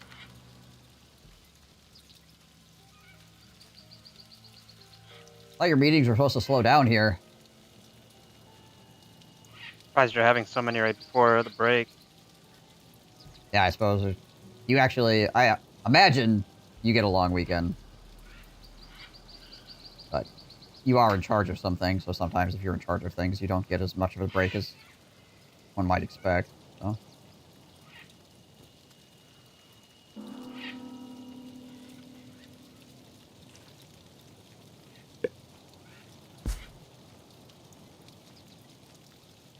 This is still slowed down? Ah, okay. Fantastic.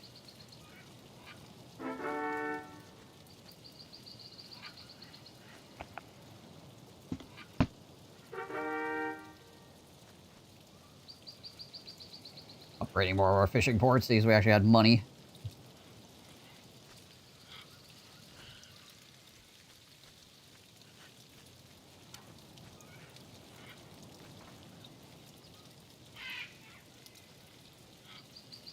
Population, even with people starving to death right now, is still higher than the highest peak before this point.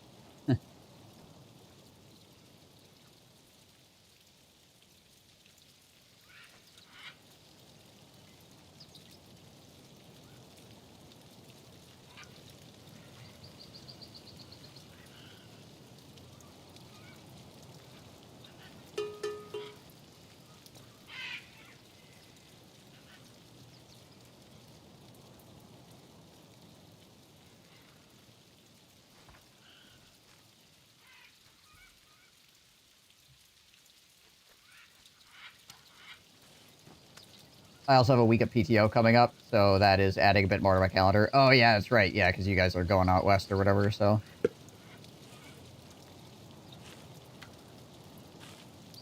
Makes sense.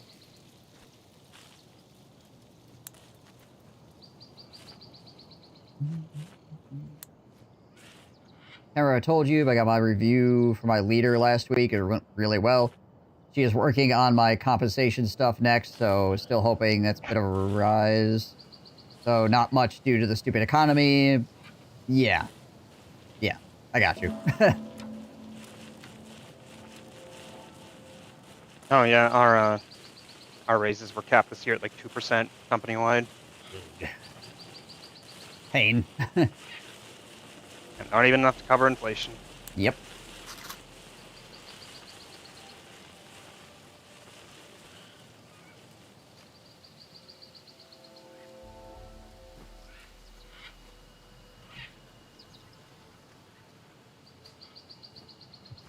I mean, I guess getting a smaller rise is better than your entire company just shutting down, like you were talking about before on Tuesday, Dart, with your mom's husband or whatever.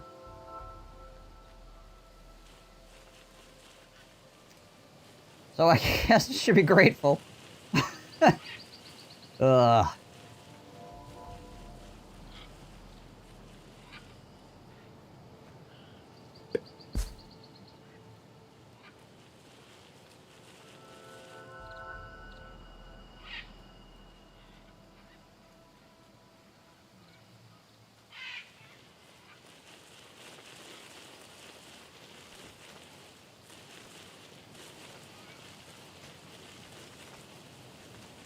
Okay, yeah, even after people starve to death, we still have a higher population than we had last year.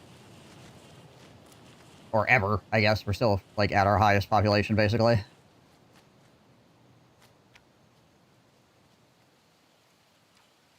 Oh, it's better than my last big rise. My last one was 3 years ago, and it was, as my lead put it, a generous rise that came down to 0.07 an hour. Wow. I got like a really big raise last year, which is why it sucks I'm getting such a small one this year.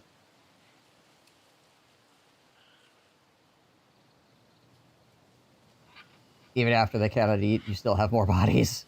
Yeah.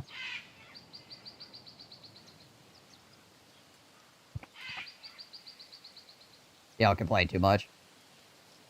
Yeah, I mean, I guess that's one of the things. Like, if a company actually is, like, you know, working with you in most cases, that is useful as well, you know. Not being openly belligerent towards you as an employee constantly. There's a certain value in that, in of itself.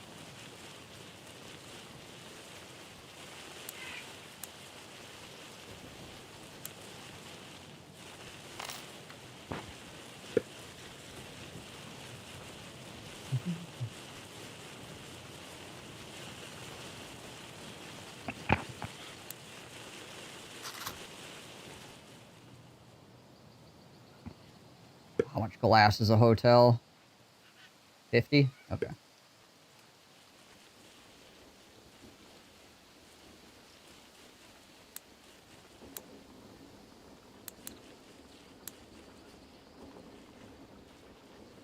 Unpause the brick maker as well. Just reduce the amount of people that are there right now.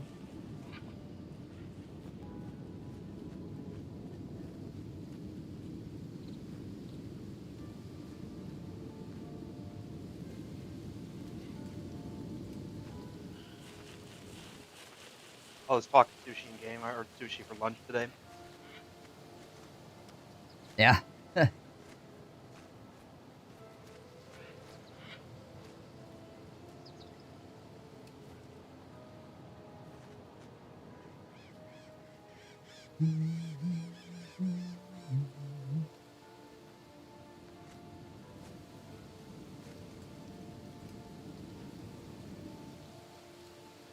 You get 5 glass, we could also throw up a theater.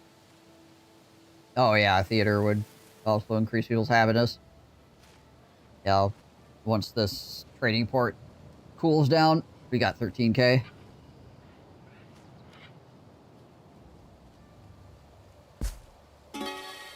Spend a little bit more money on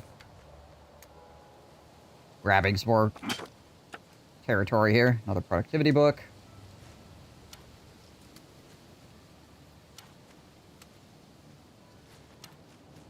They did give a cost of living adjustment last year, namely because someone told them that their employee in the area qualified for federal benefits for how low income in the state. Yeah, okay.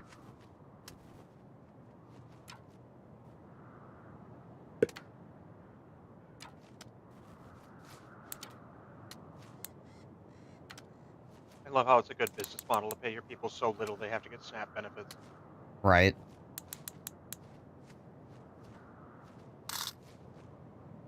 And then in the same breath, complain about having to pay taxes on said benefits. Or for those benefits. Right.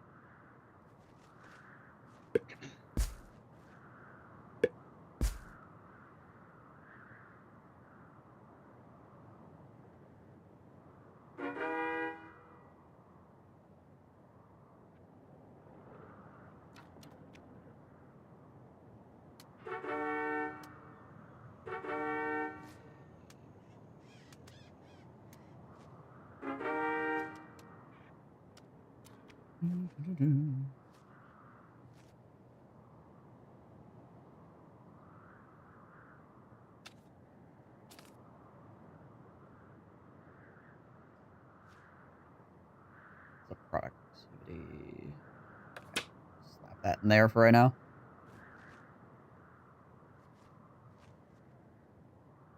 Shifting jobs every 1 to 2 years is basically how you double your income over 8 years or so. Yeah. I mean, it allows you to keep fighting for your... Yeah. You keep fighting for your actual worth, essentially, right? When I worked at my last company, they had us all sit in when they were reviewing resumes for new programmers to bring in. and one guy had a new job like every 2 to 3 years, and my project lead, she was in like her 60s or something, she's like, I don't like that he's been changing jobs every 2 years. That shows that he doesn't have the dedication to stay anywhere. And I was like, no, you have to do that. Like, our entire team was all like millennials or Gen Z, and we're like, yeah, you have to do that to get any money. Right. It's not like you're getting a freaking pension at the end of it. And she's like, what? I've been here like 12 years, and they keep raising my pay, and we were like, good for you. They don't do that for literally anyone else. Right. This is why people should talk to each other about how much they make. You know?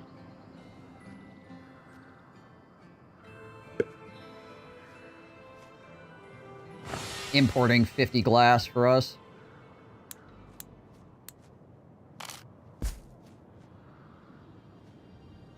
Alright, Dart. Have a good one.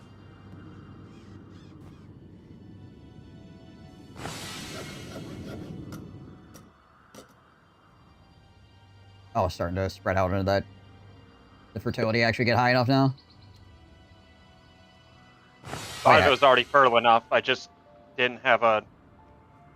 It wasn't worth putting up a rice maker for only half of the fertility being viable. Right, yeah. Is it pretty much instantaneous on that fertility, or does it take a little bit? Oh, yeah, it is basically like right away. Yep. Nice, okay. Sweet. Nice.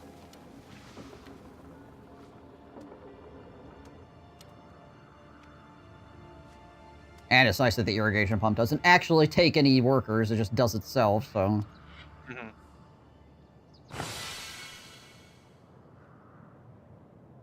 Industry is oversaturated, which is keeping wages down. They could replace me with 10 other people the day I leave. It keeps wages down across the industry. On the other hand, I've been spending company money to go to school and learn a new career. Yeah, I mean, as long as you're getting some kind of advantage for yourself over it, right?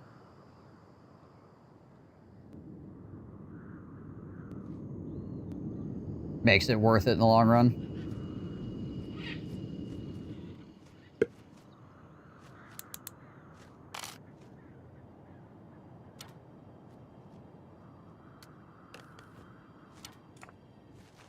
The theater is actually really cheap. The theater also does not require workers, does it? It just... No, it does not. Yeah, it just does this thing. Yep.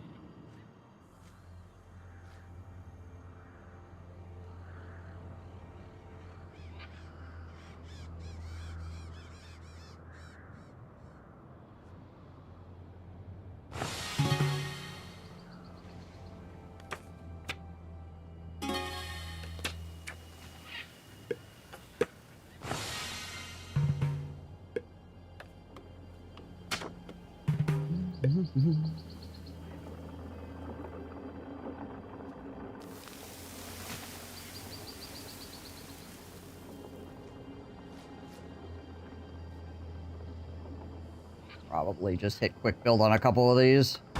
Mm-hmm. Sounds early spring.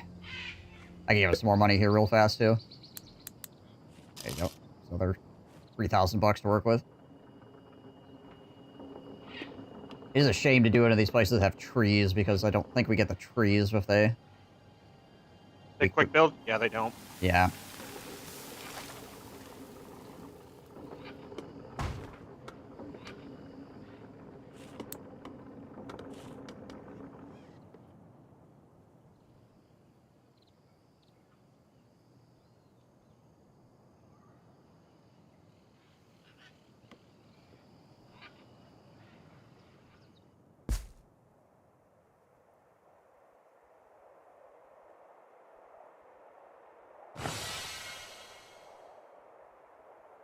I wonder if it's going to be worth it for us to get some more deep sea ports on, like, this far western edge. I don't think it's really going to make much of a difference where we put them. We just need more. Yeah. The travel time between that far edge and the center where we got all of our others isn't that big of a difference to also have to deal with the land infrastructure. Right.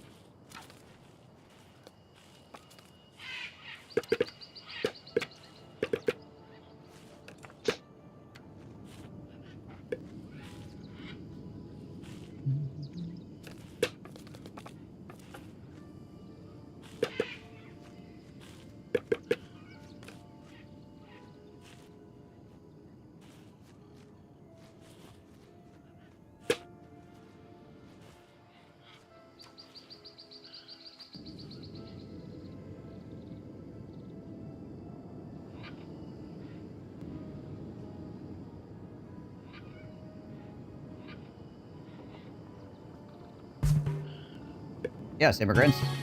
There's another productivity book. Welcome to our town.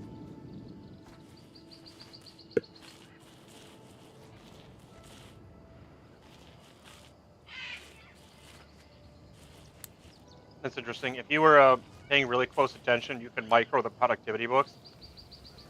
Oh, They pay out yeah. the moment something completes. Right, yeah, you can slide that around. I just threw this one at a fishing lodge right before it completed without noticing, and it went from like the 67 or whatever to 73. Right. If it happened to pay out right after I put the book in.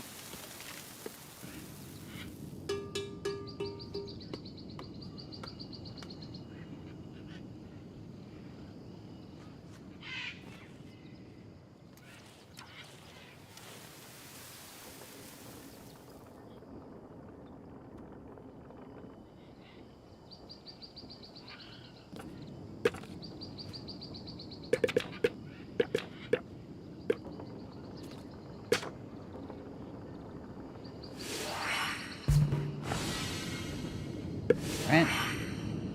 Hotels are done. And I think the glass... Yeah, the glass did get delivered.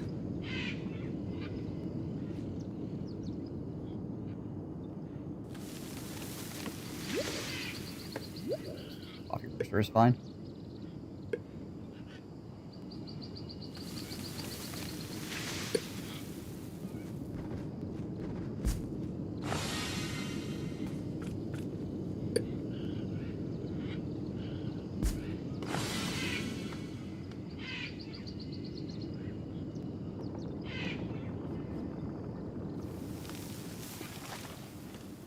Once you've gotten your certs in this new career, I'm going to get a new job, never working for Fortune 500 again.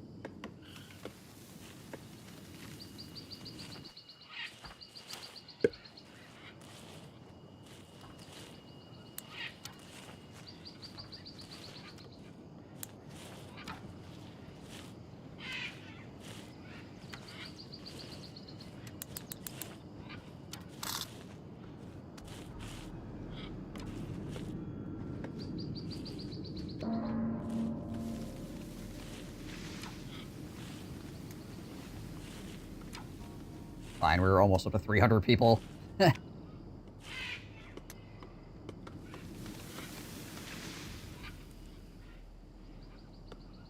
Do hotels have any kind of radius to them or anything? They have an attractability rating, which is basically the same as what your housing is. Right, The more attractive it is, the more you can charge for the hotel. right. And then this one also, because of where it's at, you get a 30% hotel service quality from that building.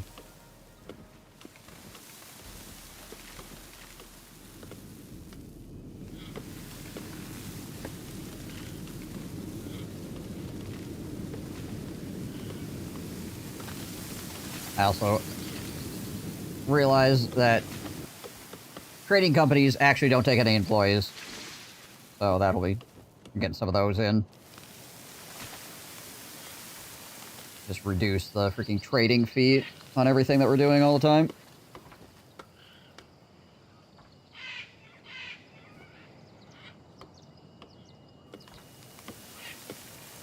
The only other thing for the hotel is we're gonna have to make sure that we actually have relations with somebody to send people to visit us. Yeah, well, got a couple people I think that sent us $100 here and there, so those people should come visit at least.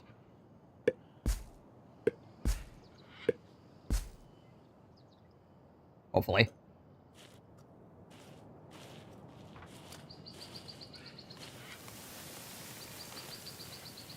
Comes near a thriving metropolis. The streets, everybody's starving to death. It's just people dropping in the road. Like, they do that. Don't worry about that. Again, it's part of tradition. How dare you criticize our culture?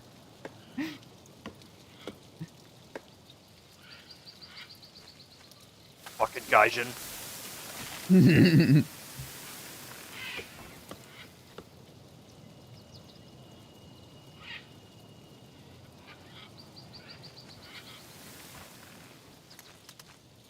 Obesity is not a problem. True. You're probably not going to die of heart disease. Odds are in your favor. Win some, lose some.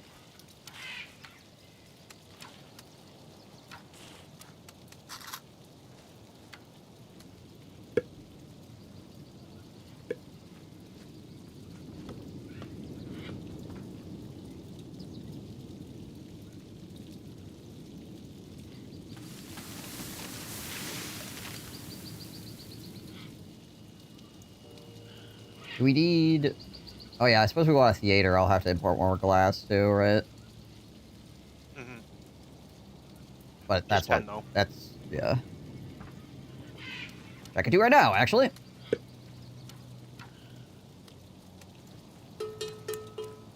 At 10? Yep. Cool.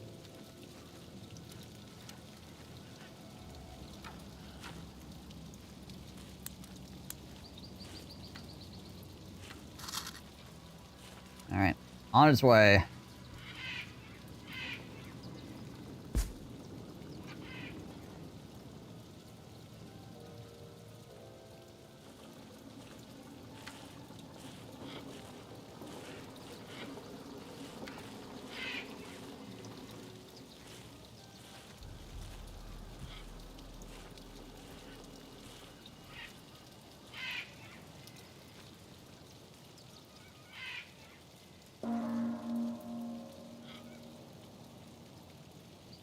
Yeah, that'll happen.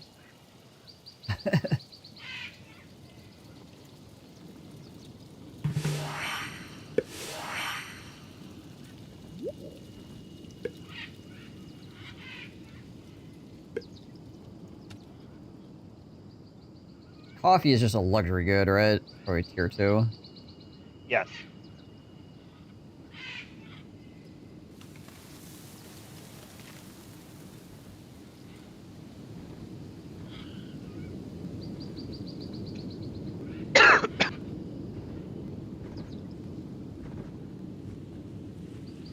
Pick the dang cabbages! Pick up!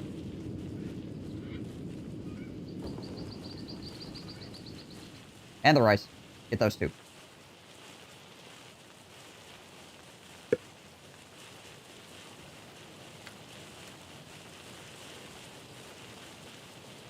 For anything else we need right now.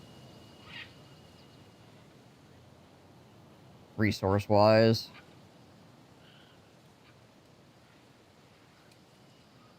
Got iron bars.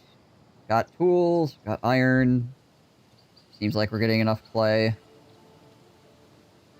Our wood seems to be doing okay again. But, I mean, some of that has to do with the fact that we just cut down a forest, but still.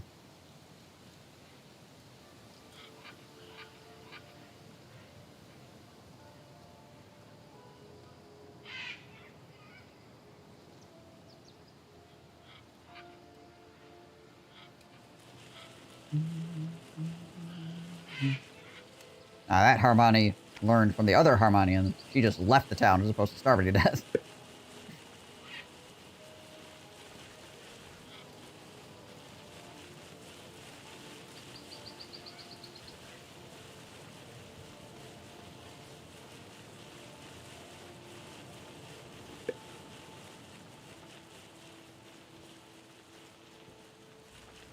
Long-term obesity is worse for you than short-term starvation. Certainly you can't survive long stretches of pure starvation like you can decades of being obese. Right.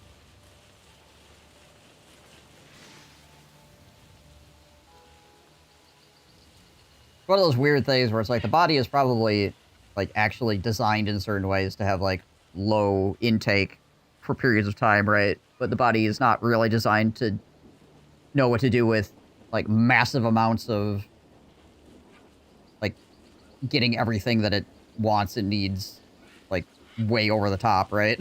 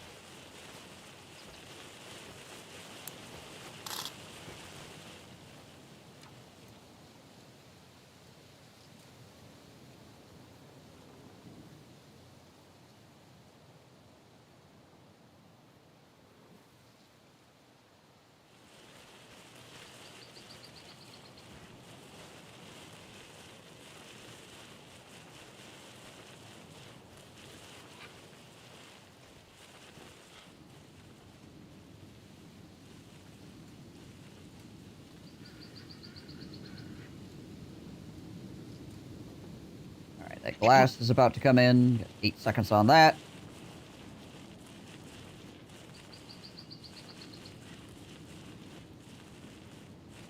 Go. A couple of panes of glass sitting on the dock.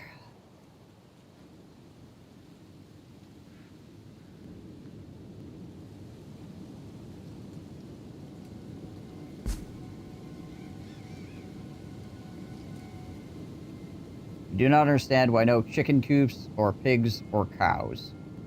Well, cows, we don't have the research done for. Pigs,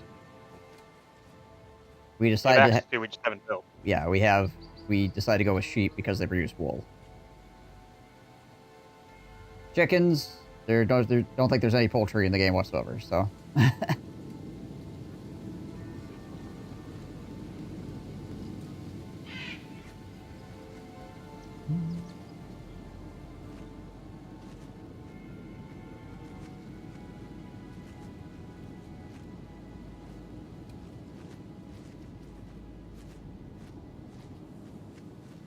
Our bodies can go into super conserve modes when threatened with low intakes, but give it 200 more calories than it needs per day and it goes haywire. Yeah.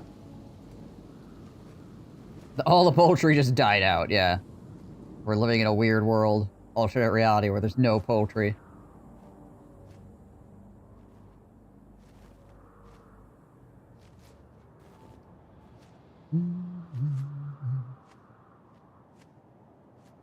I mean, poultry might be a thing eventually, but right now it just does not exist in the video game.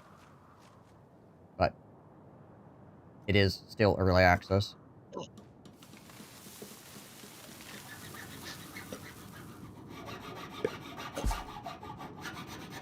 We have access to stone roads right now. We don't have nearly enough stone to update everything. Right.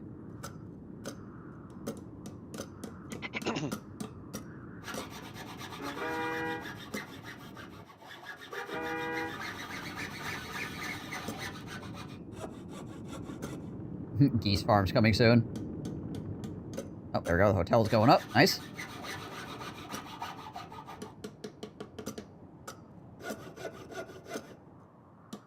The rice farms need some graphical TLC. Well, at least they look different than, like, just regular field. Really, the only farm that does look different I've seen so far. Yeah. I mean, all of them have their own little plant things in there, but... Right, yeah. All the plants look different, but the actual field itself is different than, you don't just plant rice. It's like, oh, look, rice.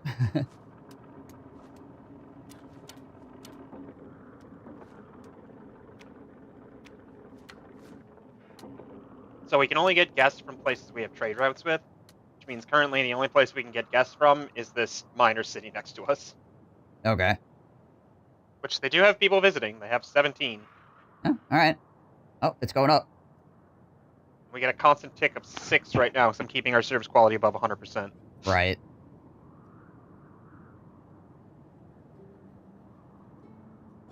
Yeah. Yeah, there's more and more people coming over. I guess people really want to... People who live over here, essentially in a ziggurat, want to come over to our ziggurat and check it out. Wow, that's a neat looking ziggurat. Never seen one of those before. Right? It's out there with our Polaroids. The water's not hitting the spot for you? I mean, fair. But there's only so much that you want to put into it as well, performance-wise.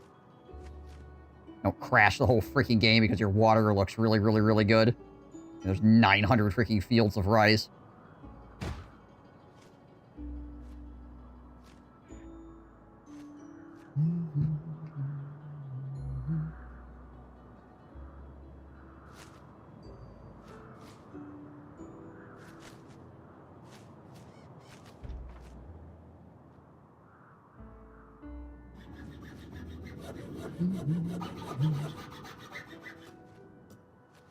But the air is still clean. Yeah.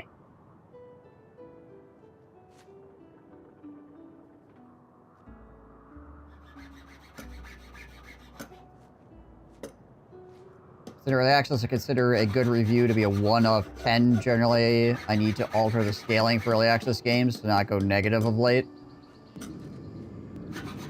I mean, this game honestly has more in it than a lot of released games do currently, so... Yeah. There's a few things that are like, yeah, it would be nice if it had this, or nice if it had that, or whatever, but as far as, like, you can move through the ages, there's a full upgrade tree, there's different nations you can play as that have, like, unique things to them. They're not just, like, copy-paste, the buildings look different, you know, sort of thing. Yeah.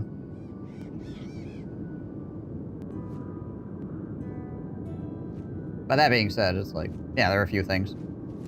You could add poultry, you could add more granular controls over what your people are able to consume and things like that, you know? Yeah, I see Skylines is not the same type of city builder as this type of city builder is, for sure. This one has an endpoint. Yeah. Yeah, you can actually win in this one.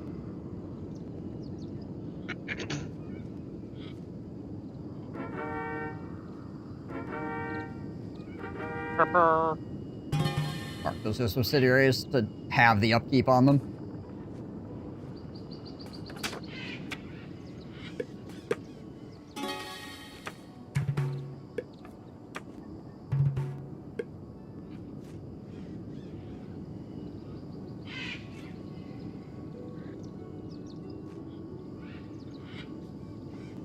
You can win in cities, you win by doing achievements. I mean, you could win in any game if you set your own parameters for what winning means.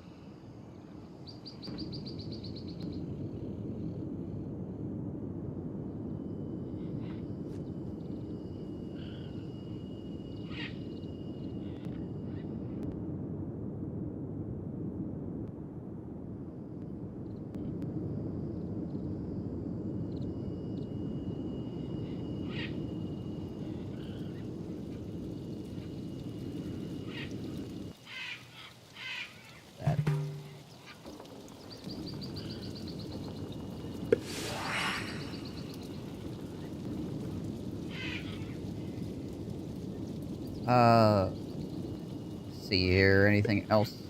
Oh, hey, cattle ranch. Woo! Whoopee!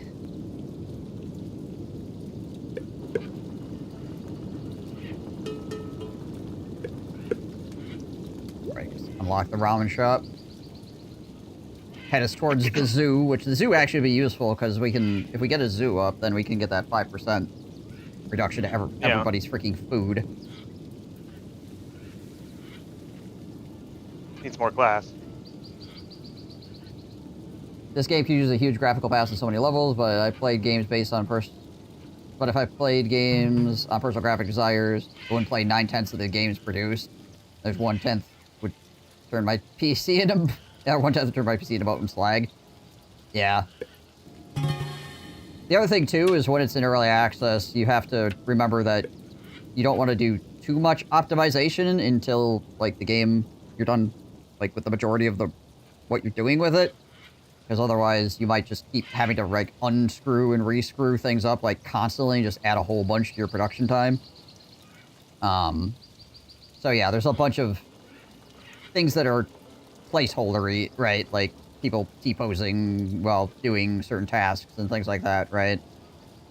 But then again, there's some city builders that don't have any people in them at all, so there's that too.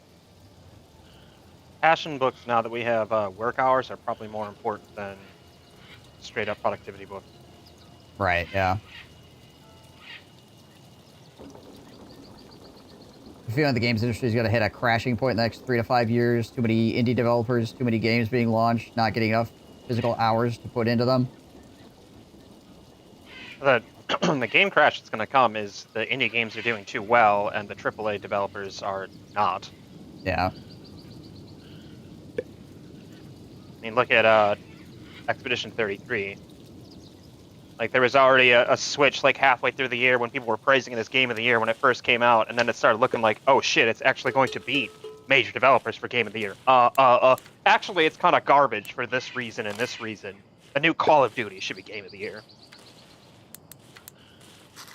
Or whatever. But yeah, there's apparently a change in the way that people were writing about it once it became clear that it was the front runner for Game of the Year. Right.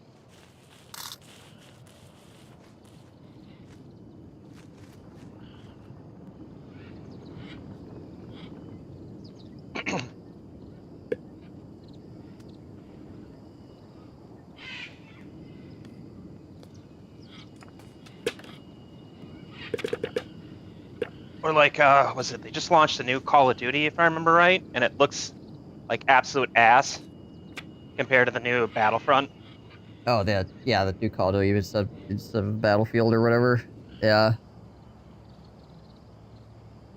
I remember seeing comments on like the YouTube video release of the trailer that was like, wow, this is the best advertisement for Battlefield 6 I've ever seen.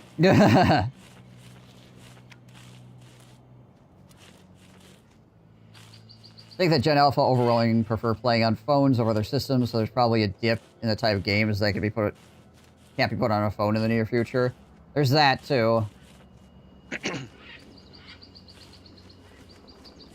Like, I can't. Well, gotcha games in general too. Yeah, there's that going on, which is not helping matters. But yeah, there's a lot of stuff going on to phones / mobile devices and things like that in general.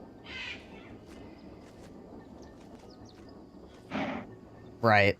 Yeah, with some of the advancements as well, it's like an indie studio can actually produce something that looks graphically good on top of being like interesting from a story or gameplay standpoint, right?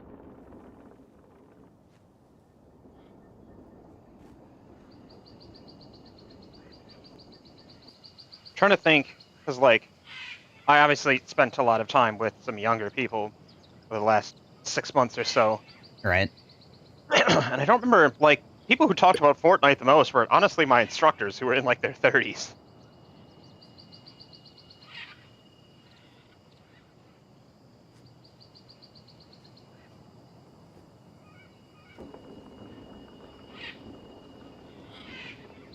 Mm-hmm.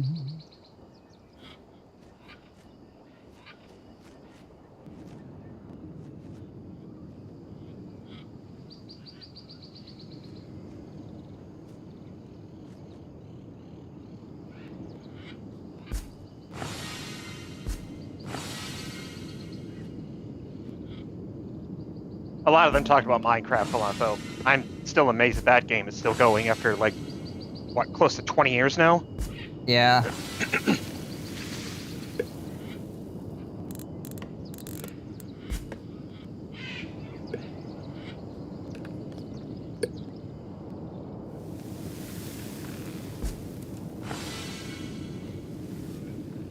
One thing that amazed me about the kids that I was in training with is that none of them used a mouse on their laptops. Like, they had to be told to go use a mouse instead of trackpad for literally everything. Jeez Louise. Like, I'm talking, like, editing in Photoshop and shit. A bunch of them would rather just sit and do it on the trackpad than go to a bigger computer with 2 screens and a mouse. And I was like, why? There's a lot of people that, like, do all of their, social media stuff, including, like, editing and all that crap on their phones, and that would drive me insane, I feel. Yeah. Like, how... Maybe if I had a bigger phone. Like, my one friend's got one of those folding ones. Yeah. Ones that when you unfold it, it's like the size of a tablet. Right.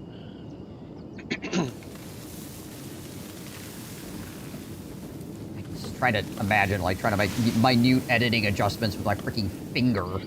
You know, it's like... Yeah. Well, especially with, like, video editing and stuff like that. Like, holy shit. No thank you. We should save up to throw an embassy. overseas so we can get more trade. Yeah, we can do that. How much? Yeah, how much is that going to be? 15,600 to throw up an embassy. We currently have right now, but might want to give us at least a little bit of buffer to work with. Well, we can get that upgrade for embassies too. That whenever you build buildings on foreign soil, after 2 years, you get 125, 150% of the input for the cost back. Right. Yeah. So it is a good investment. We have to get the embassy and that upgrade up first, though. Yeah. I don't remember how much that upgrade costs. Yeah. Where is that? Or is that upgrades? The upgrade's on the embassy, right? It's on the embassy, yeah. You have to buy it per embassy. Right.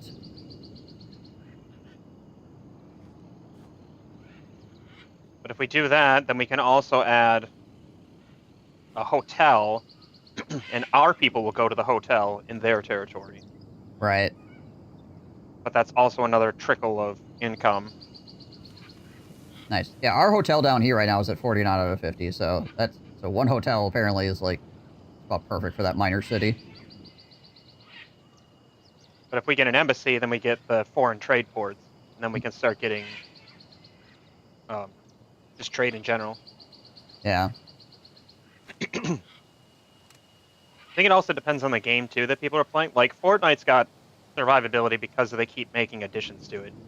New game modes, new content. It's not stagnating, you know. Yeah, it's constantly getting updates.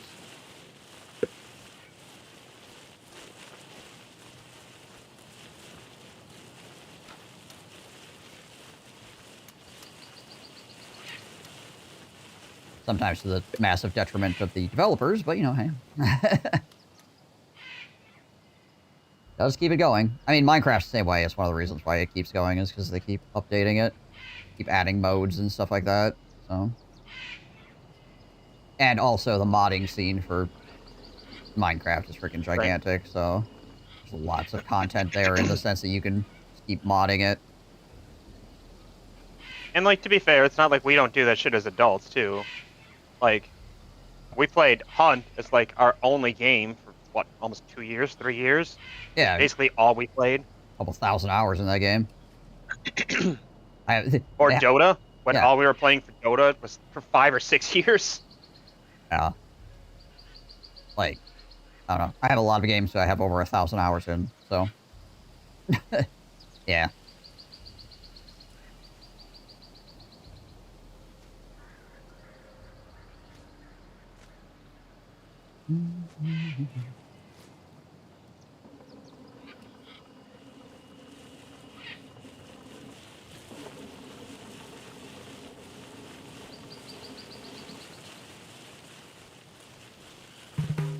Hey, thanks, Bernard. Good.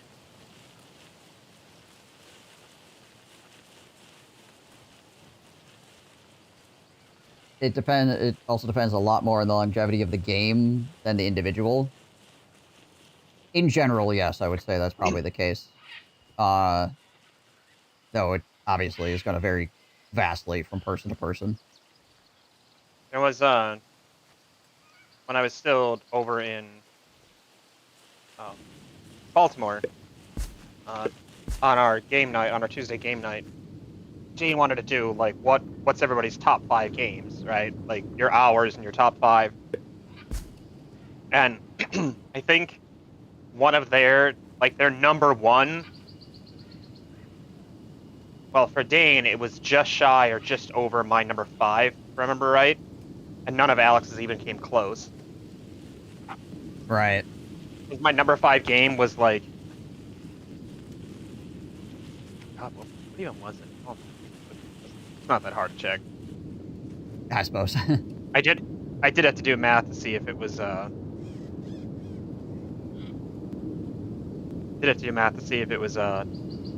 Slay the Spire, though, because I played that a lot. But I played that on the Switch, not Steam. Kerbal Space Program is my number 5.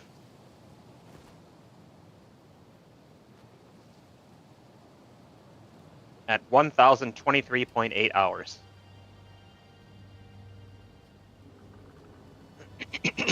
Yeah, it's, I mean, any simulator game, you can freaking sock a lot of hours in. Yeah, and I would go back every once in a while and put more mods and shit in KSP too. Yeah.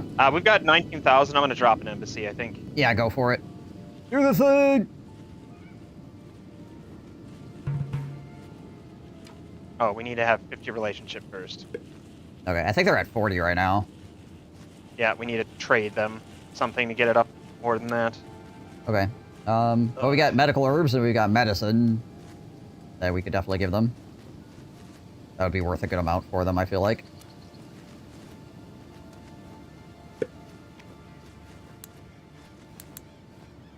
Oh, we just offer you 200 medicinal herbs. Yeah, see what that does for their disposition. Yep, okay. That was enough.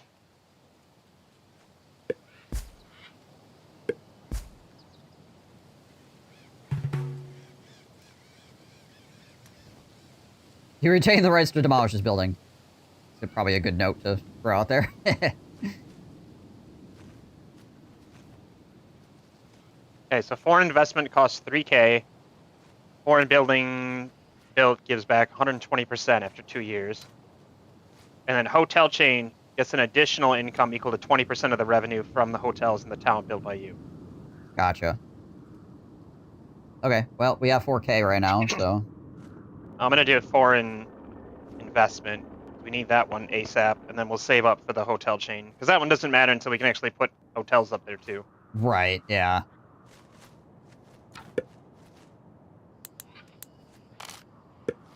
Also, speaking of, like, 40-hour games, like, sometimes those are... Like, it's just nice to have a good 40-hour game. Like, E33 was a 40-hour game, I think. Pretty sure it was about there when all was said and done. It depends And on I what extra did stuff the, you do, from my understanding. Because I think it was I like think you get close 30... to 100 hours if you... Or maybe over 100 hours no, if it's you... nowhere near. It's nowhere near 100. I did everything but the Simon fight, and I think I was around 40. Okay. I think it was like 30 if you didn't do all the extra shit. Okay, so I put in 56.5 hours. Right. And it's like 10 hours less if you don't do any of the optional endgame content. So it's about a 40 to 50 hour game if you just do the main story, and 50 to 60 if you do everything. Right. Which was nice. It was a complete story. I never felt like the game was taking too long or dragging on too much. Sometimes you get those JRPGs that, like, the end game just takes so long to slog through. Yep. Or the open world infinite collect quests that if you want 100%, go find this feather that's hidden in the back of a mountain. Yep.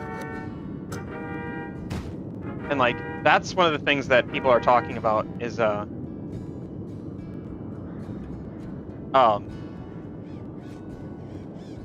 the age of the, like, huge open world game might be over because consumers are just exhausted with it. Oh, people have been burned out on that for, like, freaking years now. It's pretty much the only people that can get away with, like, giant open world games that are, you know, like, actually, like, turn out to be like, oh my gosh, this is a crazy, big Grand Theft seller, Auto. is like Grand Theft Auto, yeah. Like, even... Rockstar. Red Dead was the same way too, but that's because they had created such a great living and breathing world that it worked. Well, and an audience that, like, wants more of it, right? Right. But, like, Assassin's Creed, that's been falling off because they keep trying to do that. People don't want that shit anymore. Yeah. 29 hours in, I don't feel like I'm halfway. You just got Monoko, you're probably a little past halfway if you're just doing the main story. Again, my 56 hours is including most of the endgame content. There was, like, one optional boss that it must have taken me an hour and a half, 2 hours to beat because I just basically brute forced memorizing the patterns to get through it. I was not high enough level to fight it. I just got good at dodging and parrying until I killed it. Right. And then I got like 10, 11 levels out of it, and that allowed me to compute the other ones. No Man's Sky is getting away with overworld. Well, No Man's Sky is now old. It's an old game. Yeah. So, It was when No Man's Sky came out. It was still like in the height of people like wanting giant open world games. I mean, obviously, it disappointed strongly on release, but then kind of like redeemed itself, right? And like, I have No Man's Sky, and I've never put more than maybe a couple of hours into it, just because it was too much for me. Like, I went into it, and I was like, I don't want a gigantic fucking open world game. Like, Yeah. it's just too much open-ended for me, and I immediately got bored. But No Man's Sky is great for those people who like survival games, but like don't want to deal with food, basically. Yeah. Some people really like them. I'm not a huge fan of survival games. The Forest is probably the only survival game that I actually kind of liked. But that's because it also had a storyline to it. Yeah, like, there was a story with an to it. actual end, yeah. Which is kind of how I feel about survival games too, where it's like you walk into them and it's just like, here's a big old... I don't like Minecraft. I don't personally like have any I don't either. want to play Minecraft like at all. I just look at it and go, nah. Nah. Well, like, Gravy really tried to get me into... he started playing the Dune MMO. Yeah. And he was really trying to get me into it, and I was like, bro, I don't want another job. Like, I don't... That kind of game requires so much, like... He's in, like, a guild and shit. Like, there's been times where I'll message him on, like, a Monday night and be like, hey, man, you around? You want to play something? And he'd be like, nah, I gotta log in and do the Dune shit for the week. And he's got to spend, like, hours every week just updating his, updating his shit in Dune. Right.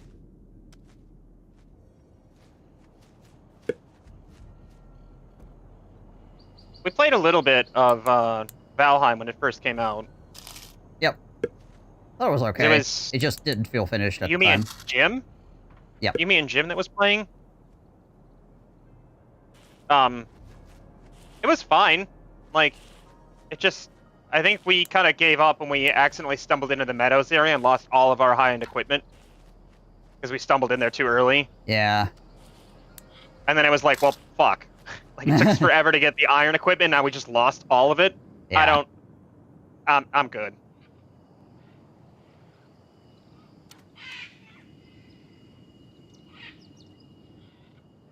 But yeah. I mean, to be fair, the survival games like that, like, that's just like real life. You never have enough resources on your own, but if you use humanity's superpower, community, suddenly life becomes a lot easier.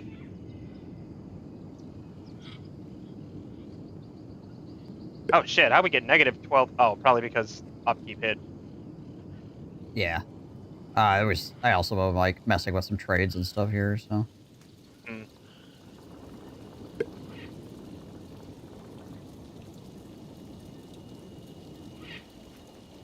I do think a game like Valheim could be more interesting for me if we had like a regular amount of people to come in, but also as adults having even like 3 or 4 people on a regular schedule to play a game is difficult. Yep. Which was what happened when when we tried to play freaking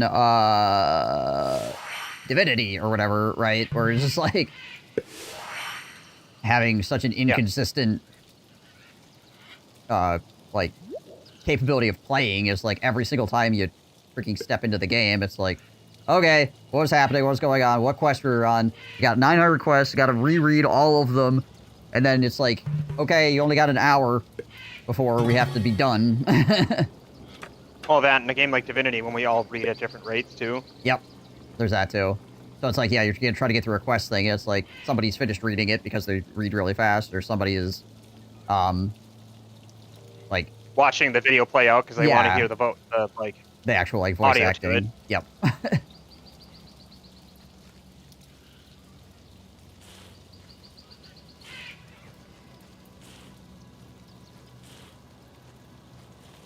And that was, we were regularly playing like once a week at that point for that too. I think we ended up having to quit because Dane had his kid.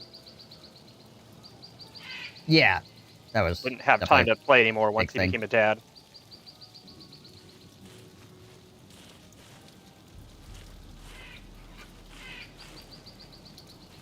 I've had people talk about wanting to do like a Baldur's Gate campaign with me, and I'm always like, ooh. Yeah. Such a long game to dedicate with somebody.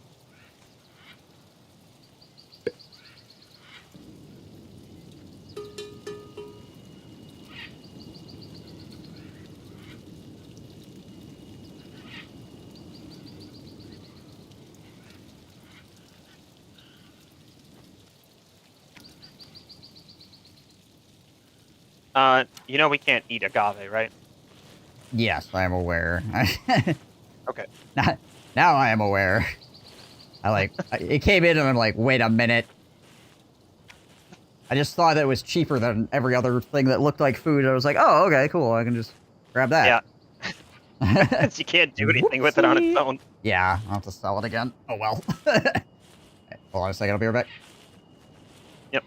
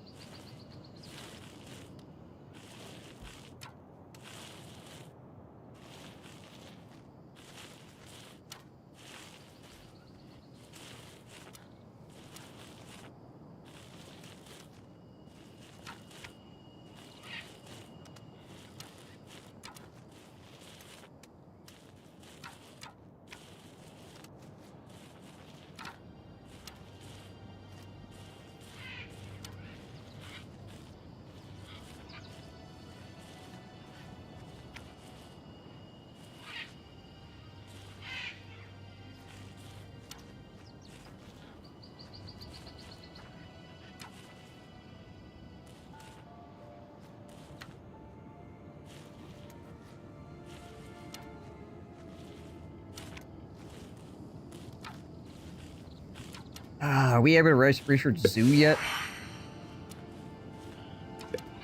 I think the zoo is in Lightman Arrow. Or, no, we don't. We need to get through the Chocolatier first, which Chocolatier, yeah, requires okay. 30 level 6 houses. Right. Eesh, okay. Means we need 2 types of tier 3 luxury goods. Right now we've got clothes incoming. If we can get green tea or bonsai, that would count as the second one. Right. Well, bonsai, at least, should be self-sufficient, right? There's also an advanced version of bonsai. Right. We just need the money. Any more chairs? I mean, we have like 348 chairs right now. Yeah, I can try to get us... Okay, I can sell all this freaking agave back. Shout out to Corporal Upton.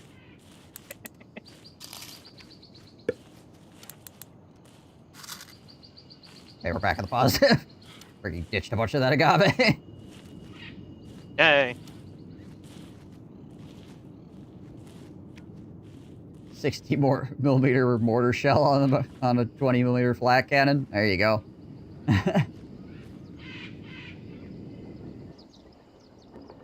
Pin a metal on that boy.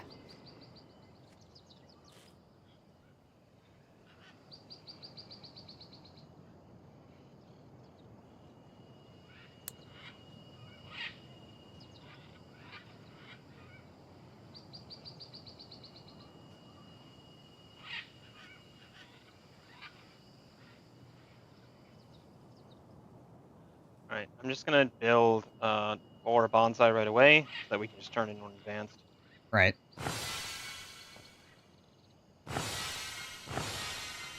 Bonsai!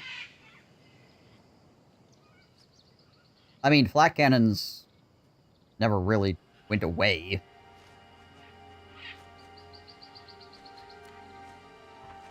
Still good against helicopters and low-flying aircraft. Yep. One of the reasons why the A-10 is being phased out, because like near-peer opponents will have the ability to actually, shoot them down. Yeah. In the parlance of the youth, fighting a non-near-peer. In the event of fighting a non-near-peer, then we just use the fucking crop dusters on steroids. Right.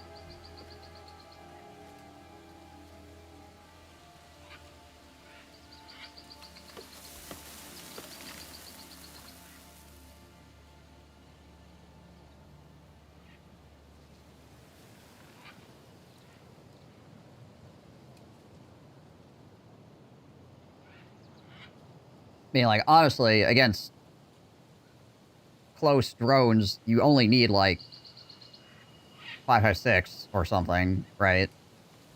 You don't even... Have you seen the shit coming out of Ukraine where Ukrainians have rigged up shotguns on their drones? Yeah. And go drone, like, fighting with their drones? Right. Yeah, I mean, they've freaking clapped a lot of stuff to drones. They've been doing more the video I saw, land drones as well recently.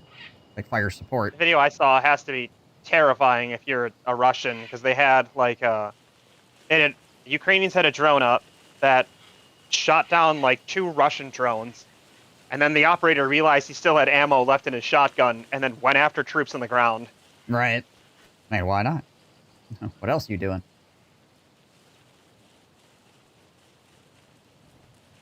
The freaking whir of a drone's copters is going to be like the new freaking PTSD thing for veterans.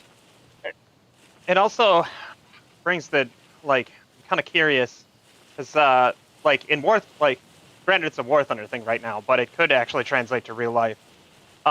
People figured out the best way to shoot down helicopters in War Thunder is to use the scout drones that tanks get and run them into the rotors of a helicopter. Right. Makes sense. Right? So what's to stop us from doing that in real life with, Walmart bought drones? I mean, I guess in real life, those cheap ones would probably just get shredded by... Yeah. If the helicopter is sitting in one spot, then you'd be able to get it. But if it's moving, it's going to be hard to freaking catch it with a drone. Yeah. Helicopters are freaking fast.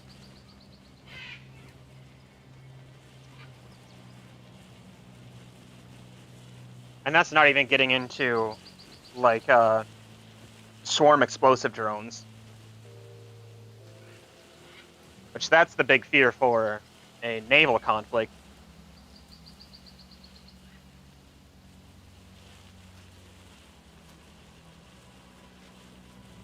Yeah, well, currently, like, Ukraine as well has figured out how to put anti-aircraft missiles on their naval drones. So, like, usually what would happen is they'd have their explosive drones going out in the water, but the helicopters would go pick them up, right? Because they had no way to defend themselves against helicopters. But then Ukraine put surface-to-air missiles on their freaking water drones, so the helicopter was like, all right, I'm gonna go shoot it. I'm gonna go freaking shoot up these drones and then get freaking shot out of the sky. Whoops.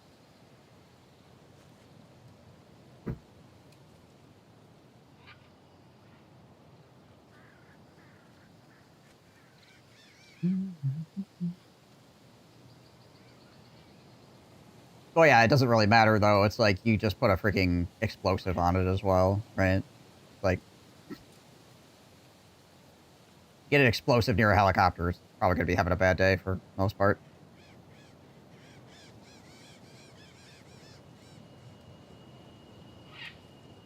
Saying flag against drones for like what Russia's doing with Shaheeds, slow flying en masse, don't want to be shooting Patriots at them, too hard with small arms. Well, you just, like, you need a autocannon, which already exists. You just need to have it in the right place at the right time. With proxy rounds. Yep. Which that text existed for everywhere, or forever at this point. Yeah. Both Europe and Russia have a whole bunch of those. And pretty sure we do as well. It's just we tend to use missiles for what we fight most of the time. All right, Ted. Have a good one.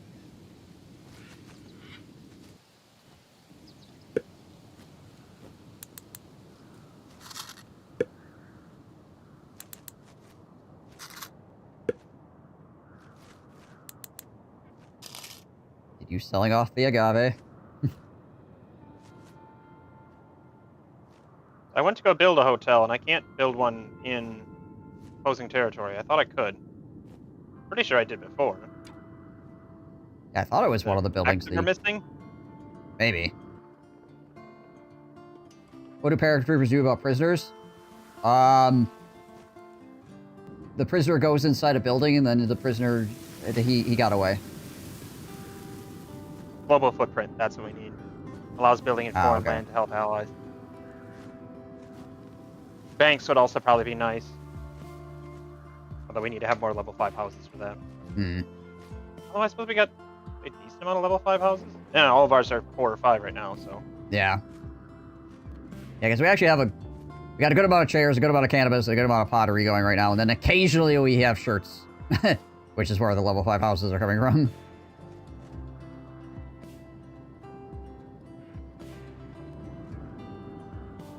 Prioritize building these bonsai nurseries. They've got all the equipment or all the materials delivered. They just need to have the land cleared and built. Somebody needs to go over there and freaking actually hit it with a hammer, yeah.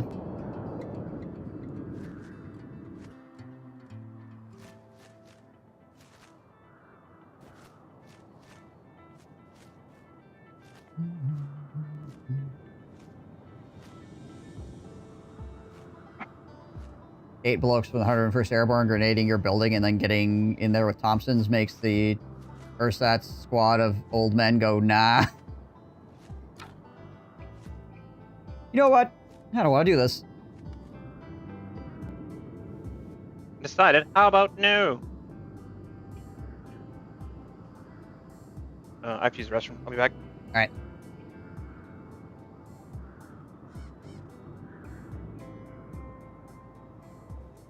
We're also producing tools at an okay rate again. It's a problem for a little while.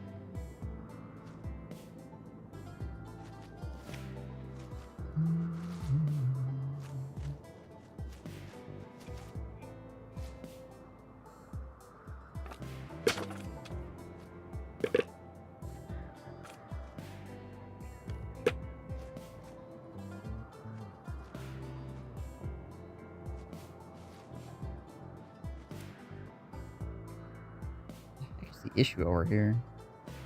Oh, so that water goes in slightly over there. Annoying. Supposed to put it here though.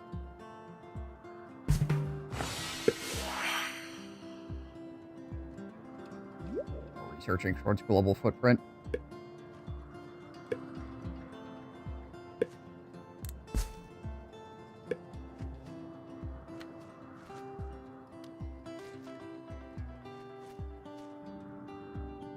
Ukraine had a number of Black Panther apart early in the war. I see they're popular on the internet, if not in Ukraine itself. Yeah. I think the biggest issue right now, I feel like, is not necessarily like having the equipment. It's, you know, doing things like being able to track that many targets that small and things like that, right? It's not like they're all coming at you in like a giant, really tight pack either. Like, it's a bunch of disparate dots that you need to deal with. So having a piece of equipment that has like an autocannon or some description on it, right? And then having it be able to track a bunch of disparate smaller targets to be able to pick up all the drones.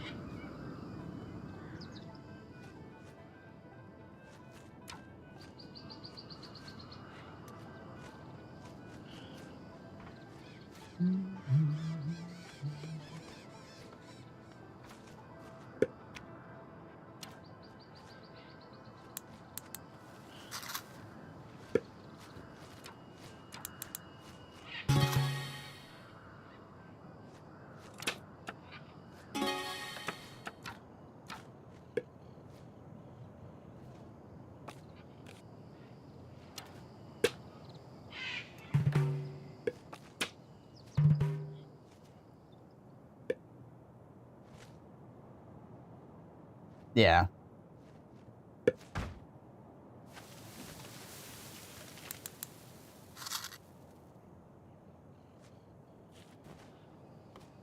Yeah.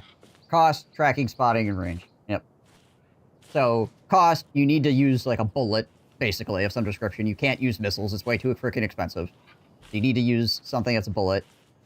Depending on what range you need to shoot at, obviously, you're going to need a larger round to get more range if you need to shoot further out, or if you need to cover, like, a smaller area, you could definitely get away with just, like, 5.56 of some description. But then also having the tracking capabilities to pick up the targets that you need to kill before they, you know, hit you.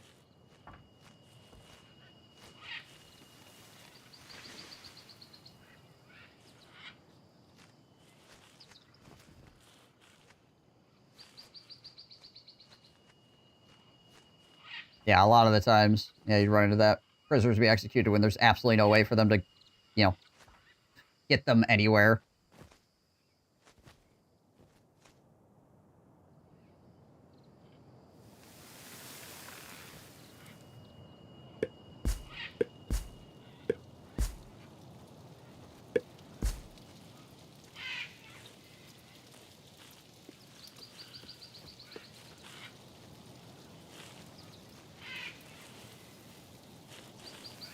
Yeah, a chief system. Yeah, you could have a system where it's like a bunch of, again, like it's just a bunch of 50 cals or a bunch of, you know, anything really, even smaller caliber, hooked together.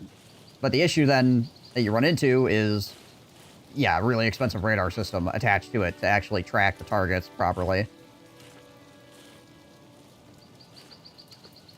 Well, the Shaheeds do, yeah, but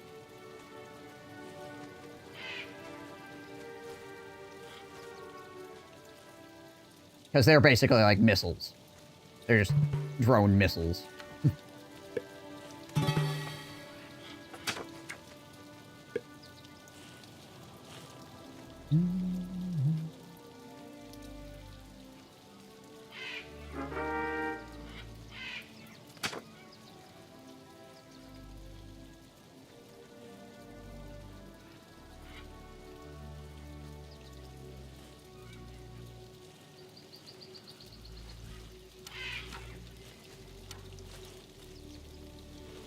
Suicide drone? Well, yeah, but there are drones that are not designed to commit suicide, right? So there's a difference between a drone that's trying to, like, drive into something and blow itself up versus a drone that's observing, or a drone that has, like, a munition on it that it can shoot and then return to base, right? And the radar's skill signatures much matters in the sophistication of the attacker, too. Yeah, also, if you have raiders humming, you can get freaking harmed, so that's also something that could be a problem.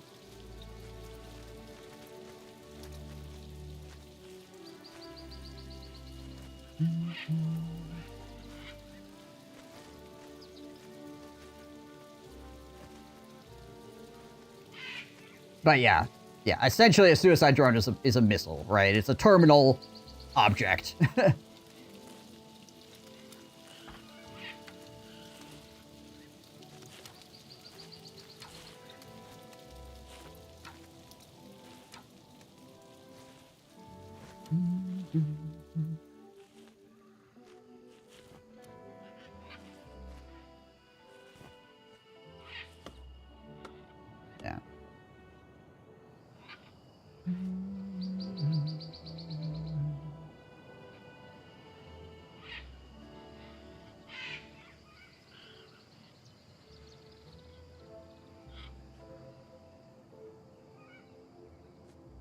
Saw some video about a system that used small and cheap counter drones to intercept instead of missiles, but I can't remember any specifics. Right, yeah, drone on drone violence. I mean, obviously, like Bebop was talking about, Ukraine was using shotguns attached to drones to hunt enemy drones and just shoot them. Probably, obviously, less efficient, but it is an option.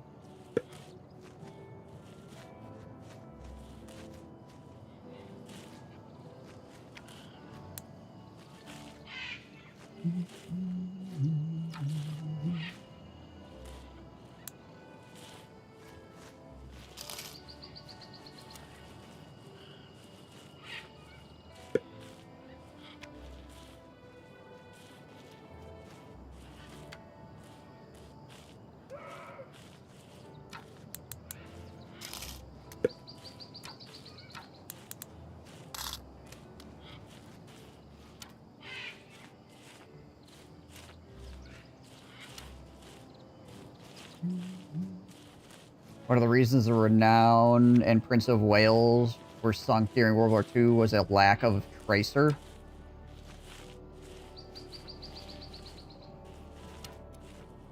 Apparently, tracer is really good at deterring incoming aircraft, even if it's not killing them. Oh yeah, you just cause the pilot to freak out because it's like, you know, you're getting shot at, sort of thing, right? Versus,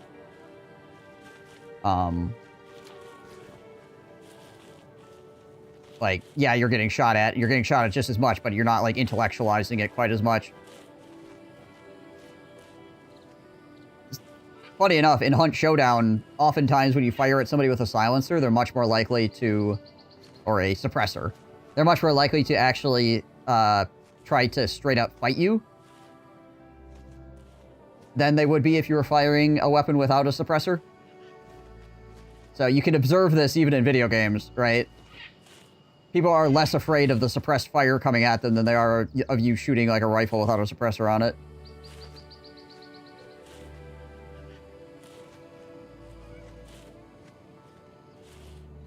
Me just separating drones based on propulsion or prop-driven being called suicide and rocket-driven missiles? No, not really. It's mostly people are saying suicide drone versus other drone. But there's also, like, fire and forget drones versus a FPV drone, which is a first-person view drone, right? That's usually the large distinction. Distinction is like an FPV versus like just a fire and forget. It's just told to go in a direction or go to a place and it goes there and then explodes.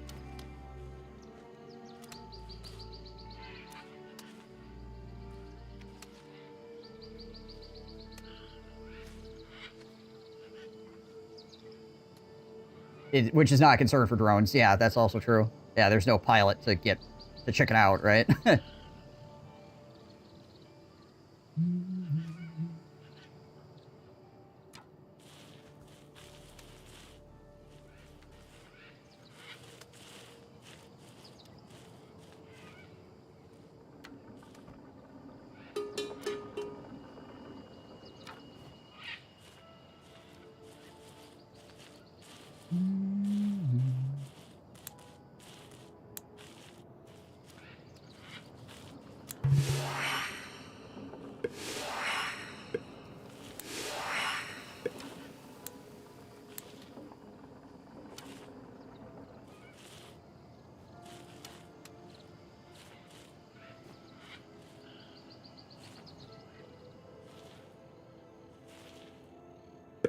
Interesting air defense Malta noticed during differences during World War II.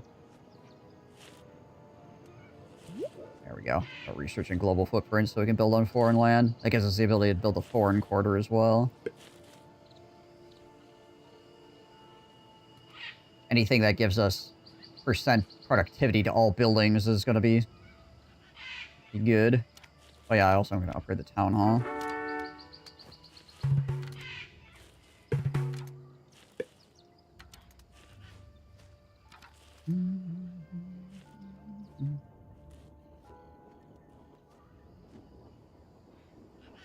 See if there's any card that I want to plug in there.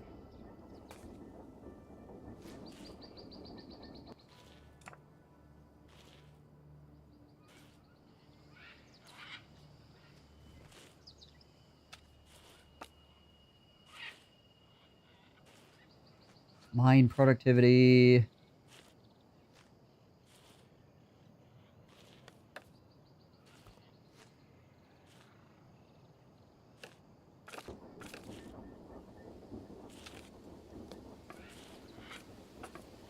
Citizens cannot immigrate out of town without permission.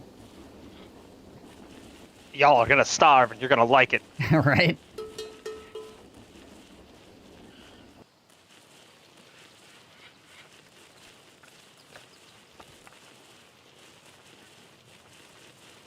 Also, we also don't get Happy Bread Day.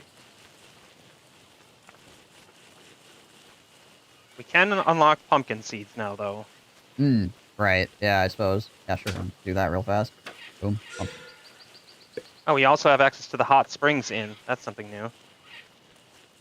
Increase the surrounding appeal by 50 within the 30-mile radius.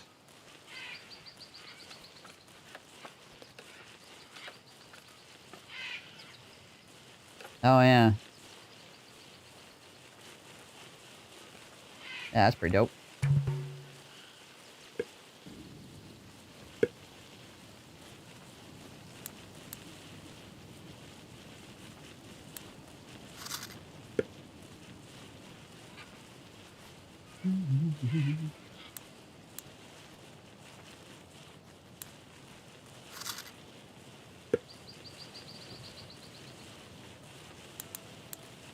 It's like if you have the fertility, cabbage is slightly more worth it than pumpkins are. But if you don't have the fertility, pumpkins are better. Gotcha. Pumpkins only require a fertility of, I think it's like 50%. Yeah. You can grow pumpkins fucking anywhere. Cabbage still wants like 65%. Yep.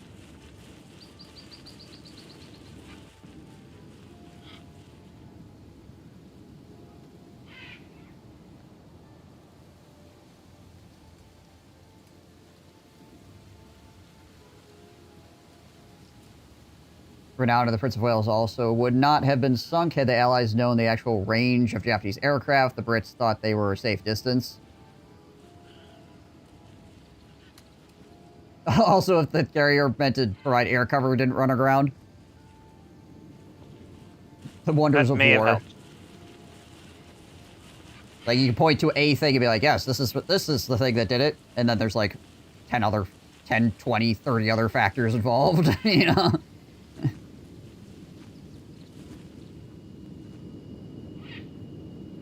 Some people are aware of, some people are not aware of, you know?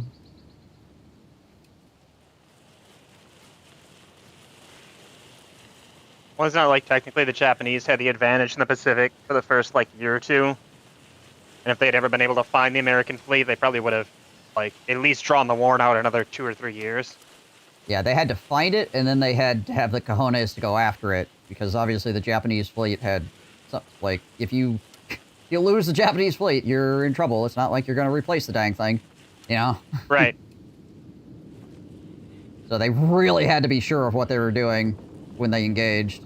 It's like a insanely big deal for them, which caused them to play really coy a lot of the time. That's the same. That's why like Task Force Taffy succeeded when it was like a series of destroyers who charged the Japanese fleet, made them run away. Right. Destroyers who literally could not have hurt them. Yeah, just the fact that you're going, oh crap, they must know something, and we can't afford to lose anything here, guys. I need to get out of here. Right. Yeah.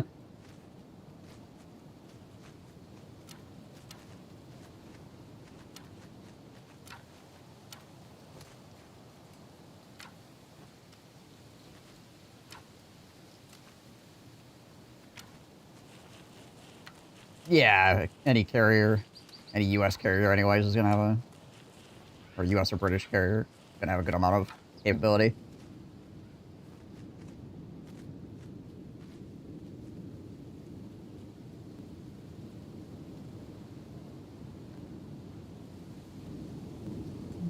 Our medicine's been consistent. I don't think I've ever seen it drop below like 300 recently. Yeah, which is good.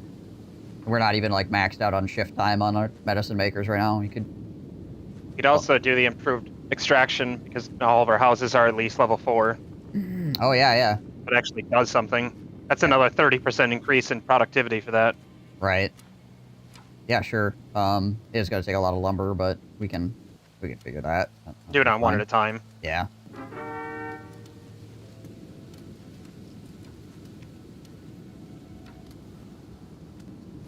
It says it took the Japanese half as many aircraft as the Americans to inflict 3 times as many hits. They were kicking our ass earlier in the war.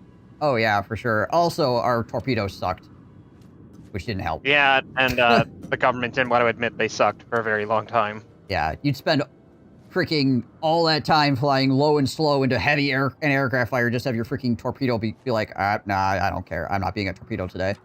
You know?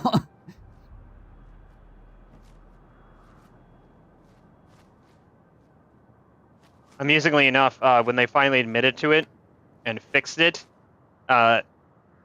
the Japanese would see American torpedoes coming and be like, oh, they all suck anyways, and like not attempt to dodge them, and then the new wave of torpedoes hit, like the new model. Yeah. Just like fucked them up really bad. It was all intentional, I swear. Oh yeah, the armored versus unarmored carriers. Yeah, it's because the British thought their carriers were going to get hit by land-based aircraft, and the Americans didn't. American doctrine was to just never let the carriers get within range. Period. Right. Put up enough fighters that you shoot everything down before it arrives. You don't really need to have armored decks, which for the most part proved true.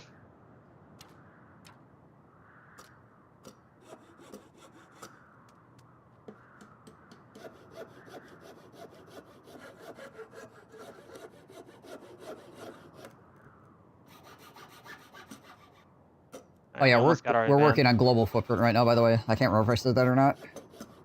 Oh, I was probably using the restroom when you did that. Yeah, I think you were.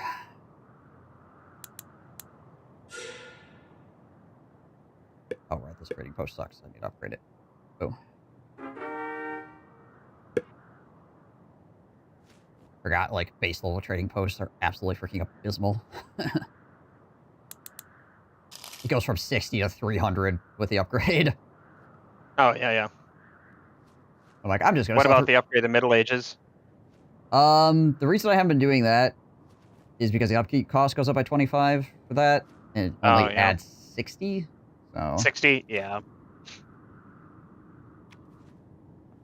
If it was like another 300, it'd be like, yeah. Immediately.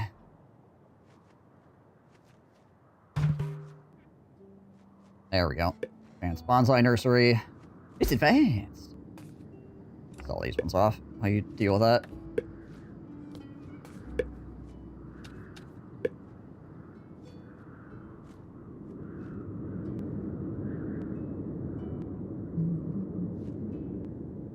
Oh, it does housing appeal citywide as well. Okay. That's kind of nice.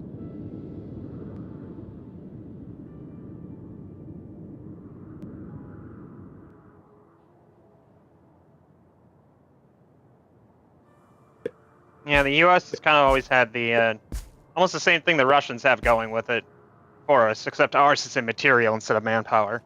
Yeah. I mean, we got a lot of manpower. You will not be able to throw more material. Oh, yeah. But you will definitely not be able to throw more material at us than we can throw at you. Yep. There's no way. Although in the modern war, that could be different. Yeah. Given how much, like, microelectronics are outsourced. That's why Taiwan needs to stay independent. Yep. It's a big reason why, like, the world will not let China take Taiwan. Right. That's not even a U.S. problem. That's the whole fucking world is going to say no to that. Yeah. Really think Europe's going to let China take over the entirety of transistor production? Or whatever they make there? Can't remember what it was, but it's like 80% of the world's supply of that electronic is made in Taiwan. Yeah. Shit, rumor has it that, like, Taiwan would never let it fall in anybody else's hands, too. Supposedly their factories are rigged to blow if China ever takes over. That wouldn't surprise me. That would, like, that sounds like something Taiwan would do. Like, you know what, screw you guys. We'll kill ourselves if you freaking get over here. You know?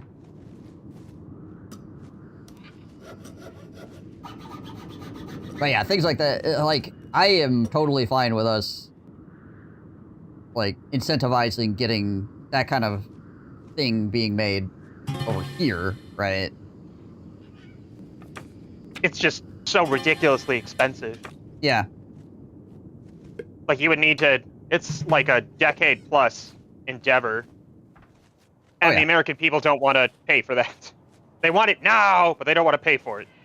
But we want to play for, like, bringing back steelwork for some freaking reason. Yeah. Let's bring back low-level work that nobody here wants to do anyways. Low-skill labor, that's what I meant. Yeah, yeah.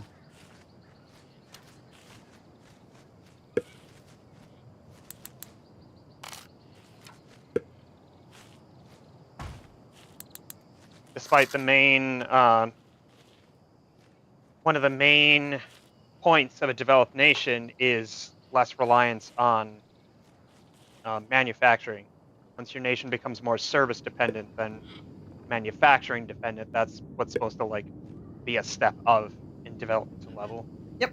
Why would we want to go back on that? We shouldn't. We have global markets. We should leverage those global markets. Because there's plenty of Don't people worry, that can none of make the global steel around the markets want to world. sell to us anymore. Yeah, exactly. Not a bunch of delivery companies have just been like, we're not going to deliver to the U.S. anymore. It's also a home front issue. Having the numbers to replace casualties is not the same as the political will do. So, yeah, most things get broke, or most things war-wise get broken around, like, the actual, like, home front support of whatever's going on, which is why in Russia they're doing a very, very, very good job of keeping St. Petersburg and Moscow citizens insulated from the actual war, right? Right. Because if those people had to freaking go to war, like, they would go from not caring to freaking flipping tables very Wanting the war fast. over today. Yeah. Right now they just don't care. Well, They don't even know what's going on with it half the time. Most of the conscripts are coming from like the inner country that are extremely poor. The $20,000 equivalent sign-on bonus is like several years' wages for them. Yeah. Long-term investments are always difficult to sell to the public in the best of cases. The problem with 4-year terms is that it generally favors short-term wins. Yes. Yep. And Americans are notoriously impatient about literally everything. Americans will also vote for change if anything is happening that's uncomfortable, even if the alternative is worse. Yep. They just want it to change. They don't care how, they just want it to change, even if the change is making it worse.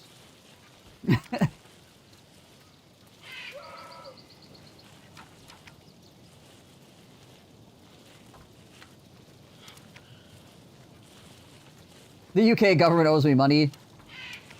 In the annual deficit, which the government borrows, so if it borrows from me, as investments go, it's pretty safe, because if the UK government defaults on its debt, I'm pretty screwed financially anyway. Well, true, right? The ship sinks, the whole ship sinks. It's like, okay, it's not like... Oh, we got plenty of iron tools. I can upgrade these. Yeah, our iron tools are actually doing fairly okay right now.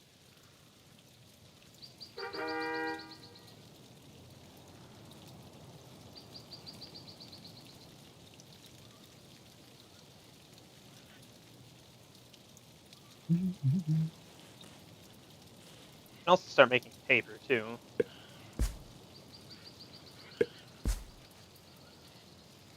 We're up over 300 people now.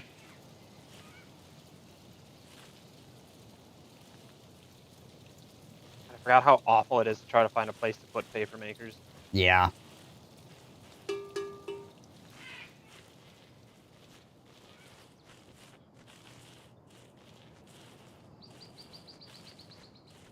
We need to be able to make weapons to defend ourselves, to support things like making more of our own chips. I'm otherwise a free trade guy. Trade historically creates wealth. Money was always long trade routes. Yep. That's why capitalism ends up being up on top when it comes to systems, because mercantilism was the top leading thing that freaking drew a lot of societies into the modern age, essentially. So, yeah, money The moves issue people. with producing everything domestically is it's just not feasible for the most part without years worth of development to do so. Yep. Especially since a lot of that development has been shifted outside of the country over the last couple of decades.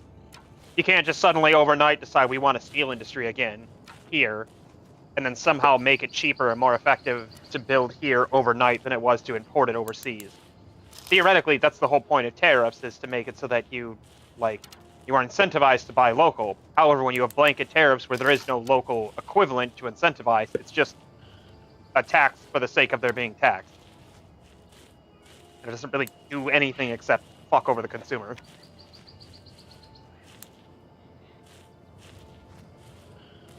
And while most of our weapons have always been domestically created, again, the microchips and shit that we need for our missiles, we can only get those from Taiwan.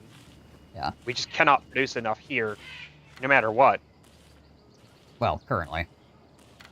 Right. I mean, I suppose we could if we were willing to dump a shit ton of money into creating that industry ourselves. But Which we again, probably that's taking... should, honestly. Like, if we're gonna put our money anywhere, is where it should go. Yeah, we're just not, because that takes long-term investment. Yeah. And no company is going to want to take that upon themselves as an independent company because it's not worth the risk. Yep. You're talking 5, 10, 20 years before you see any payback. No company's going to take that risk in the private sector. And you can't do it on the government end from the U.S. because people would scream that's socialism, so it's just not going to happen.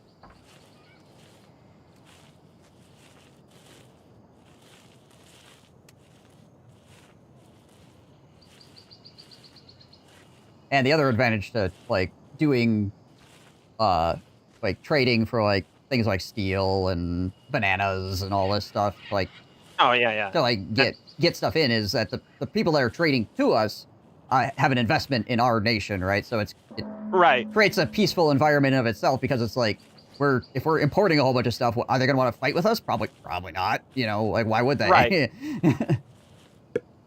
Well, it's also the, oh god, I just lost my train of thought. Oh, now I remember. When people keep bringing up national debt, the people who are oftentimes complaining about national debt don't understand how national debt functions, because it's not the same as household debt like everybody wants you to think it is. Yeah. True. Because if you owe another country money, it is within their best financial interest to make sure that your economy stays afloat so they can collect that money from you. Yep. They want you to succeed or you will never pay back that debt. So owing other countries money is not a bad thing when it comes to, national levels.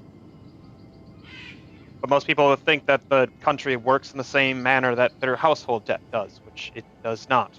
Well, yeah, debt, even, household versus, corporate versus, national, all these debts work differently, and everybody will always be like, well, if you borrow $1 from Steve, you should be able to pay Steve back. I was like, well, no. It's not how any of it, once you get over household debt, these debts they function on much different bases because of the way that, those, businesses, how they are formed and how they function, and then obviously, global interactions function as well. It's just, it's nowhere near the same thing. Well, also, even when it comes to household debt, all debt is not the same, right? My mortgage is not classified as debt. Despite that being the largest sum of money that I owe, it is not debt. Because it's a mortgage. It's now an investment instead of debt. Yeah. Western NATO having the ability to produce everything on their own would be great, but again, those ore deposits aren't necessarily in NATO territory. And are we willing to front the money to create the industry to make, microchips? That's the big thing that I will never stop bringing up because of the amount of smart munitions NATO relies on. Yeah. Russia can do something like that because they rely still essentially on World War II tactics for a lot of stuff. Their artillery is literally just accuracy by volume to this day. So they can do things like that. The US and NATO has not functioned like that for a long time, so we cannot function on an accuracy by volume, which means that we need to have ores that aren't necessarily in NATO countries and facilities and industry that isn't in NATO countries that, yes, we can develop, we can make that, but are we willing to shell out the money to do so and take the time to do so? And most Western nations aren't going to because it's too long-term of an investment before it pays off. Well, that or democracies. This is where living Yeah, in a democracy you know. sucks. What's that? It's that Churchill quote, democracy is the worst government except for all the others. Yep. Yeah, exactly. Now, I would much rather live in a democracy than anything else, in general, but at the same time, holy crap, having to convince people to vote or to support people that will vote in a way that is good for you in the long term is just, like, brain-numbing. Yeah. I feel like we were, like, much as I love the internet has screwed us over so much. Big time.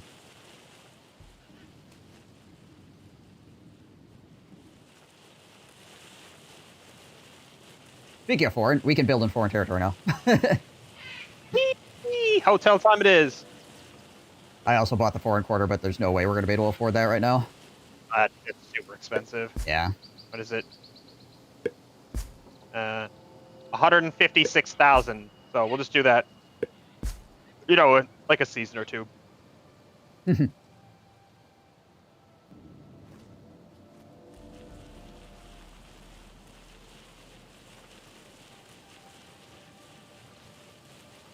Start mining the asteroid belts already. I wish to go to the red dust ball. You want to become the Mechanicus. I see. All right, fair enough. Ever since I understand the weakness of my flesh, I was disgusted. I don't think I can get above a 95% service quality. Foreign territory. Took the sun bridge intact. 1 dead, 6 wounded. Not bad. I'm gonna see me. What was that 15K for? 15,600 to build a hotel in foreign territory. I see. Okay. Which after a year and a half will pay us back out 125%. Right. I can get us that. Just give me a second. We're almost there naturally. There we go. Got it. 50 relationship Our again. relationship dipped below 50.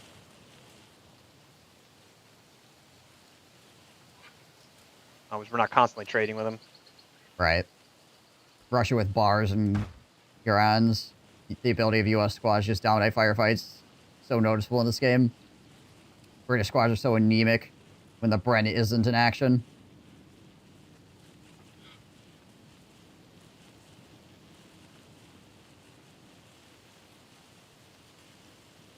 Plenty of large deposits. Here in Sweden, we're sort of moving a town slowly to mine it. It's not the most popular thing. Moved an entire 100-year-old church like a week ago. Interesting. One time the U.S. bought an entire bridge from Britain. What is it? I think it's the San Francisco Bridge. No, we're not paying that much. Get fucked. I think it's the San Francisco Bridge. Is Old London Bridge.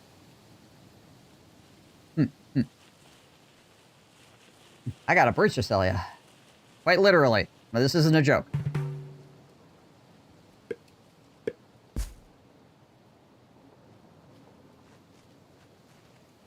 I'm just absolutely tickled by the fact that it was cheaper to buy and import a bridge than it was to build our own. Right.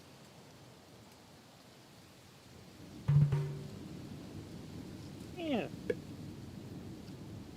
Oh, we're one. Literally Sure, one fine. off. I'll give you another, like...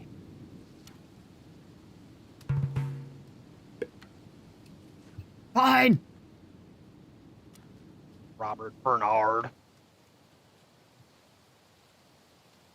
Dang it, Bernard. Oh, we need trade routes before anybody will come stay here. Is that a tech? Or is that something that we need to establish? So... We got it... like last game, I don't remember. Like I kept looking for it forever, and then we dropped. I don't remember if it was the foreign quarter or an embassy, and then suddenly it popped up.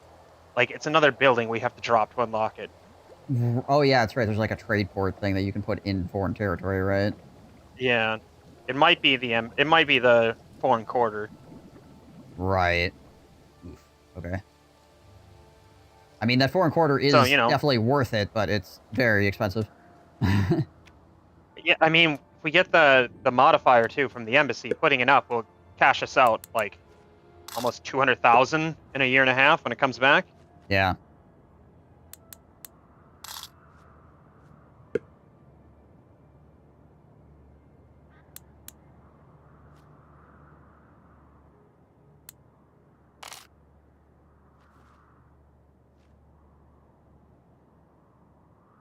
Game suddenly got a lot bigger. Well, this is what the whole map looks like. Panned all the way back. And we're only playing on a medium-sized map. Yeah, this is a medium-sized map.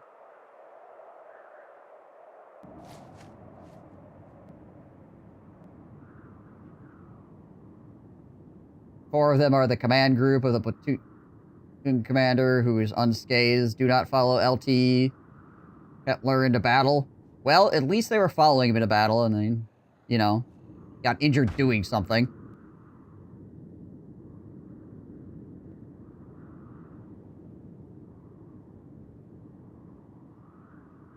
If you're assaulting, somebody's going to freaking get wounded or die. There's no way around that. And only beans? Our name just changed to only beans? Oh yeah, I changed to only beans yesterday at some point. I didn't notice. That's why I messaged you earlier. I was like, I'm down for some more only beans today. So apparently we can trade with all these minor cities on the coast because we don't have to put up a trade port for that one, or a foreign trade port. Right. Not the land-based ones. So any of them on the coast. So I'm looking for every neutral city on the coast right now. Right. Not sure if that would count on the coast or not.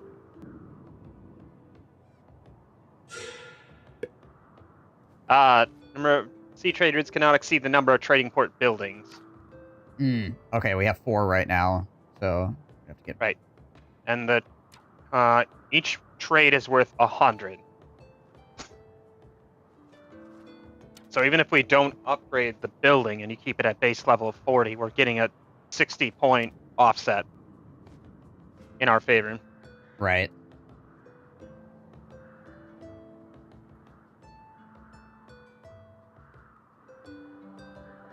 We are probably going to have to address getting more food income of some description here, because we have hit like 350 people.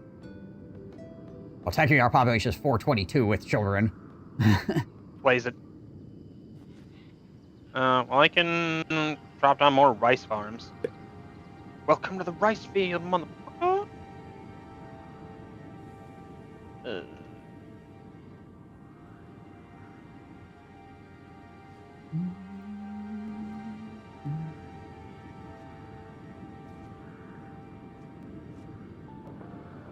I also wonder now, with our proliferation of medicine and tools and all that good stuff, if we could, like, potentially get enough sushi bars together to, like, start sucking that up and start creating sushi. Maybe? I don't know. I have no idea how that would work out, but...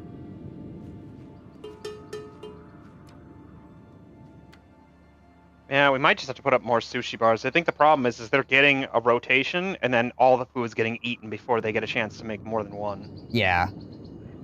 So if we could even, like... Or a couple, because they'll get a dump off of, like, 20 and 20, and then everything else gets eaten before they're able to do anything with it. I wish I could, like, see how many level 5 houses we have. I think pretty much everything is a level 5 house right now. You can, if you hold your cursor over the housing on the upper left, it'll tell you. And that bar on the left. Okay, yeah, 41. Okay, so it's about half. Gotcha.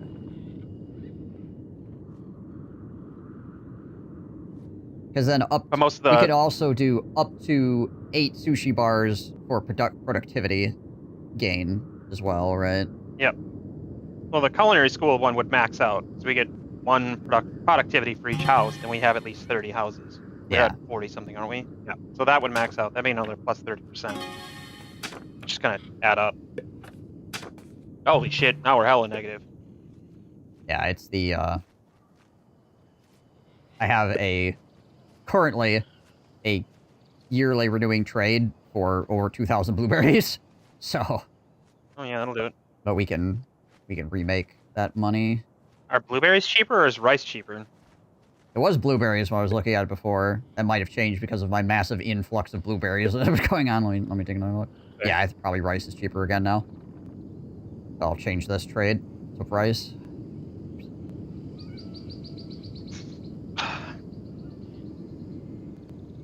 Actually, rice might still be...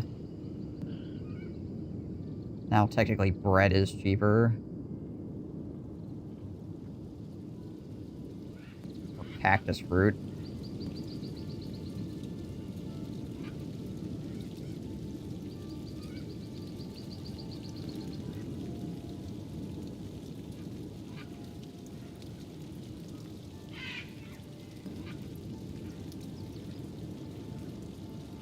Something if you're going to import anything, it's probably worth bringing rice in, just because then we can still use it for sushi as well.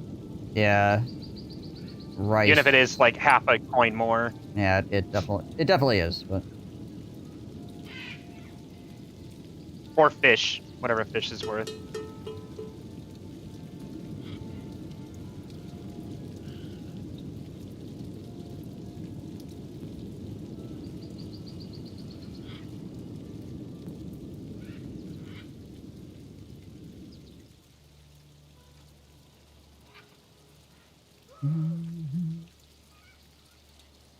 The amount of AI music getting right now is insane. Oh, I'm sure.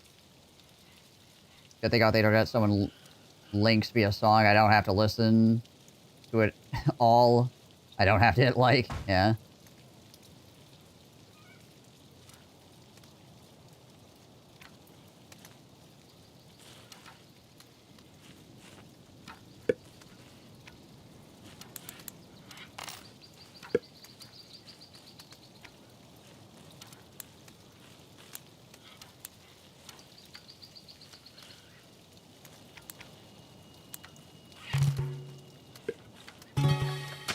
Productivity books.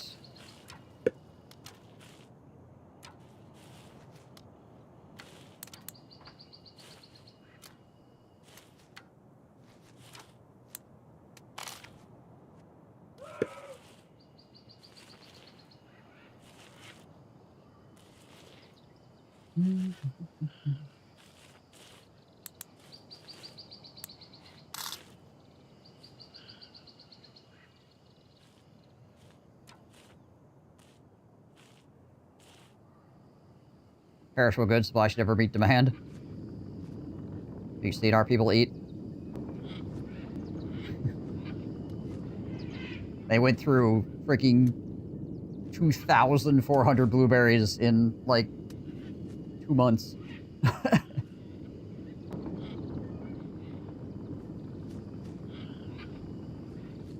And that's like bushels of blueberries. It's not like individual blueberries, obviously.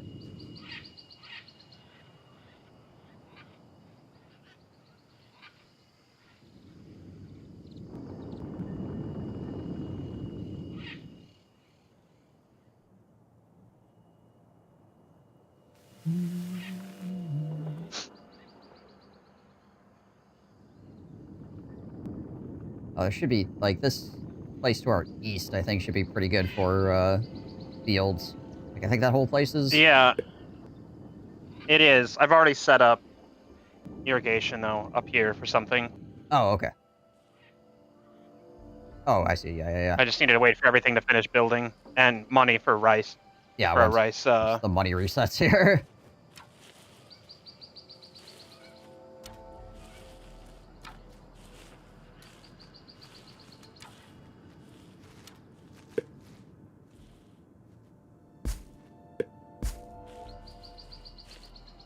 Not great to have our people starving by late spring.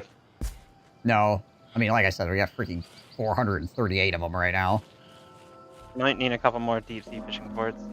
We're actually, like, pretty close to the amount of employees we need to, like, actually be maxed out on employees right now. We have 35 laborers just carrying stuff.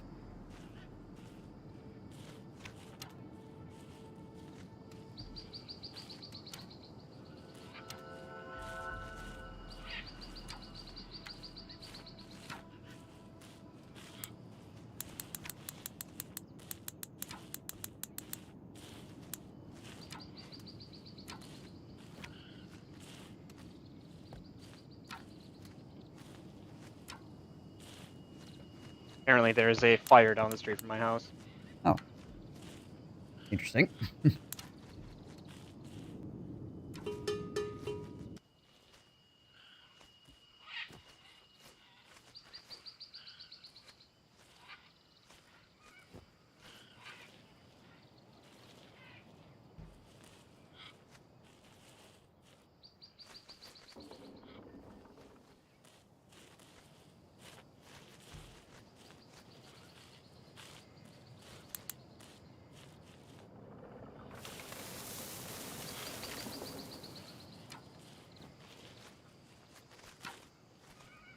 I set the laborers down to 20 instead of being 35. See how that works as well.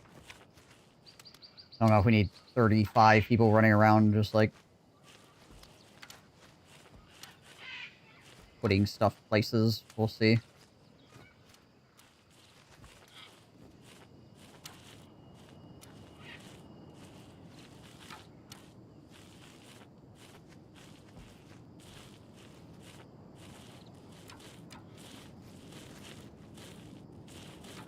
How many iron bars we got?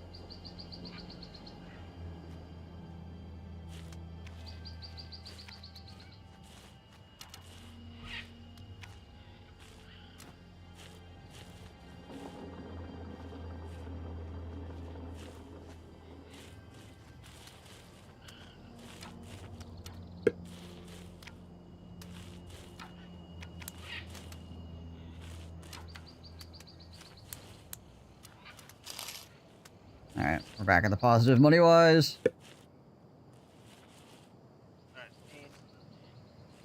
Drop those new farms in.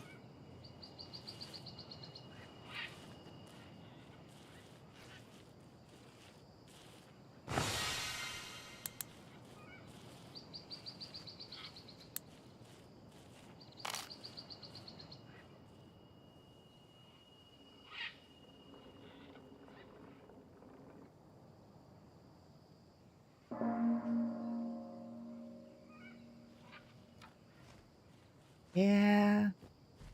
All these people passed away, but also had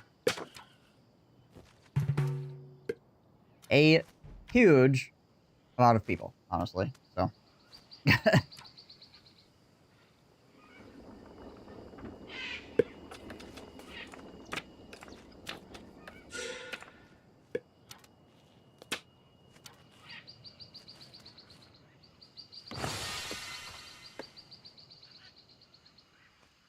Said, where your ass going? Nowhere. You will stay here and starve, okay? You can't walk away from this.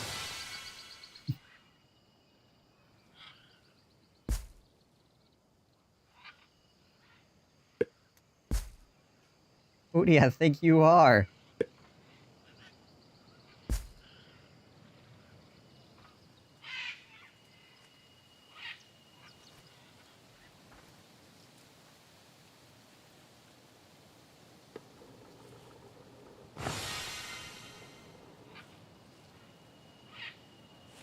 Alright.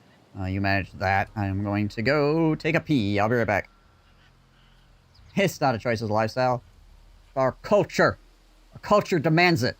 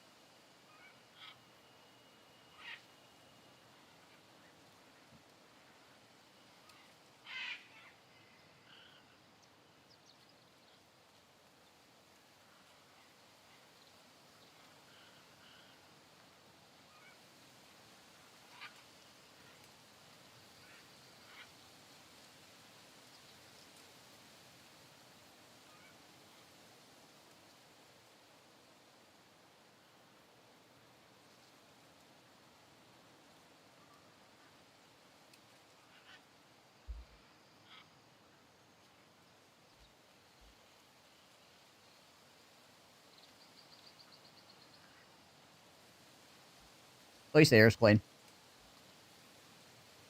People could die under an open blue sky.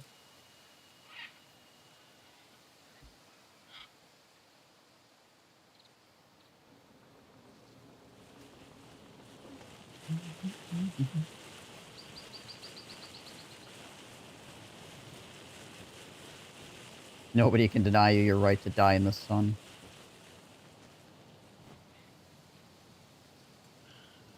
Hey, you gotta earn the right to die.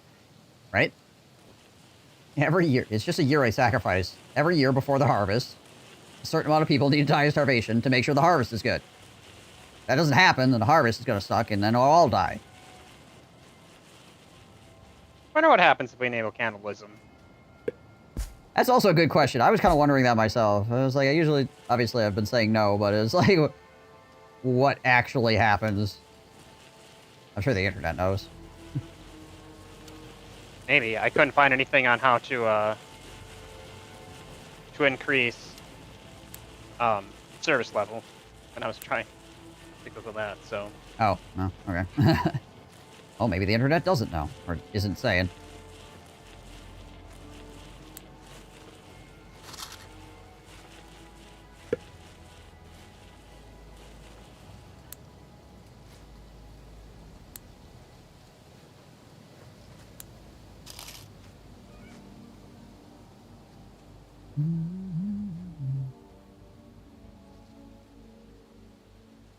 Sacrificial rejuvenation for the crops. Sacrifices are buried in the soil to ensure the next harvest is bountiful.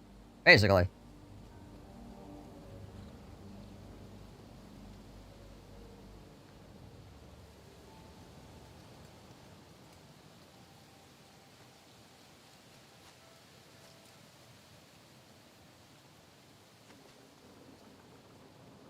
Okay. That is a side effect, I feel like, of having not enough laborers, though. Good to test, but some of our advanced industries will end up hitting a output wall. There's not enough laborers at any given point in time.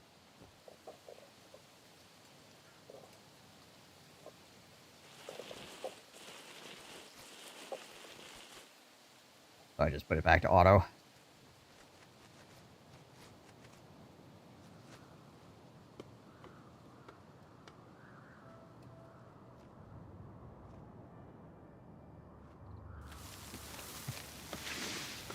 Winter time. Time to get those fields going. When you're not harvesting the fields, you're making new fields. It doesn't look like there's any downside to cannibalism because nobody's really complaining about it.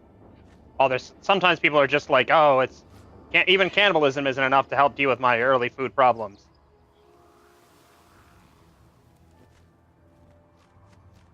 Interesting. Maybe there's just not it's one of those things that they implemented, but they haven't fleshed the system out, as it were. In game or in reality. Just don't eat the brains. Yeah, right?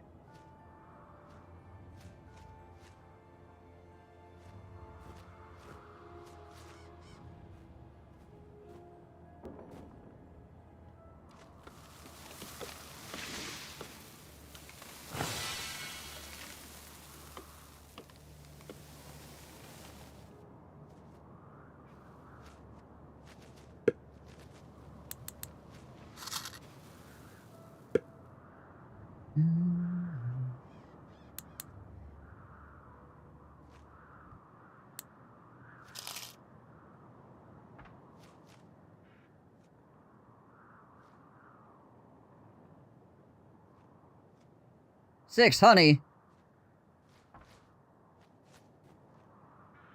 We're all set.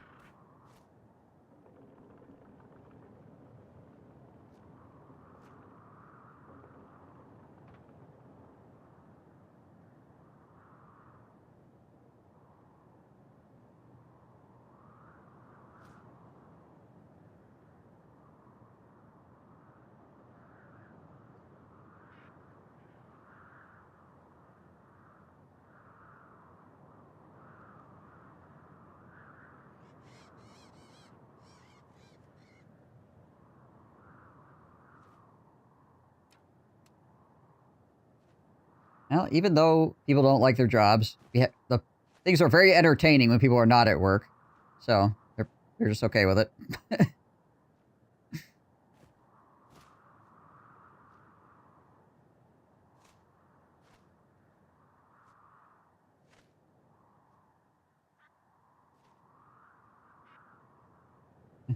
This sucks, but I get to go to the theater, so I guess, whatever.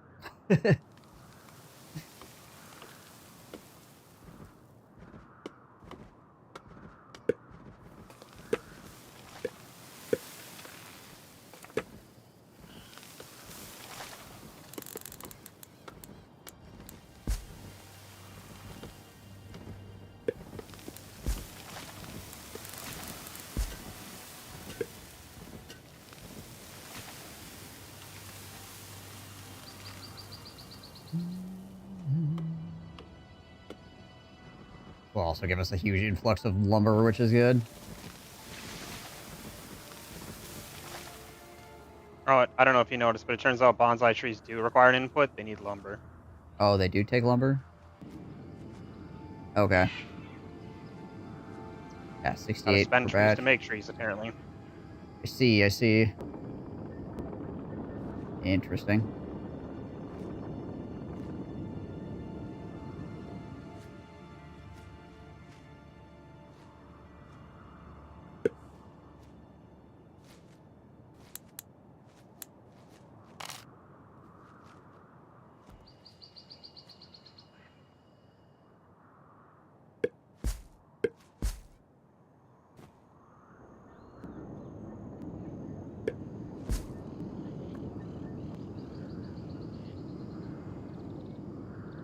Yeah, we're still bringing enough iron. Good.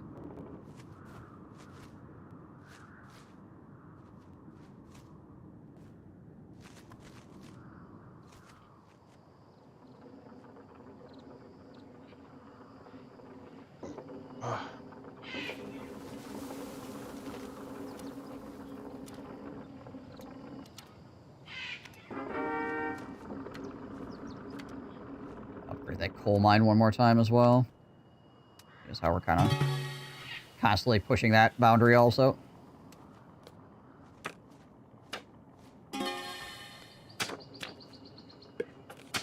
Welcome, immigrants.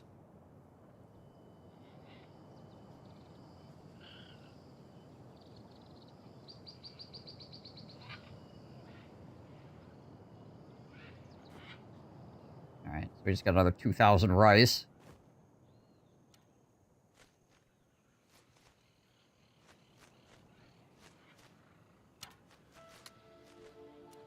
Sushi is actually being made.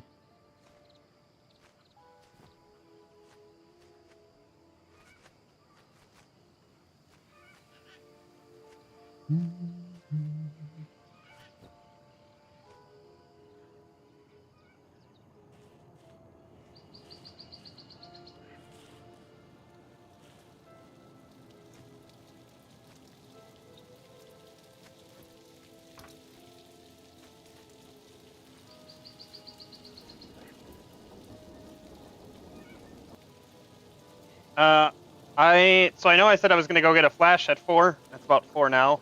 Yeah. But Ben is asking me if I'd like to go grab dinner with him too while I'm out. So Gotcha. I might just save it up early today, if you don't mind. Yeah, tomorrow I don't work and I don't have rehearsal, so I should be good for a while. Okay. Gotcha. I should be around pretty much all day tomorrow, so. As far as I know, I don't have anything planned at any, like, reasonable time tomorrow. Right.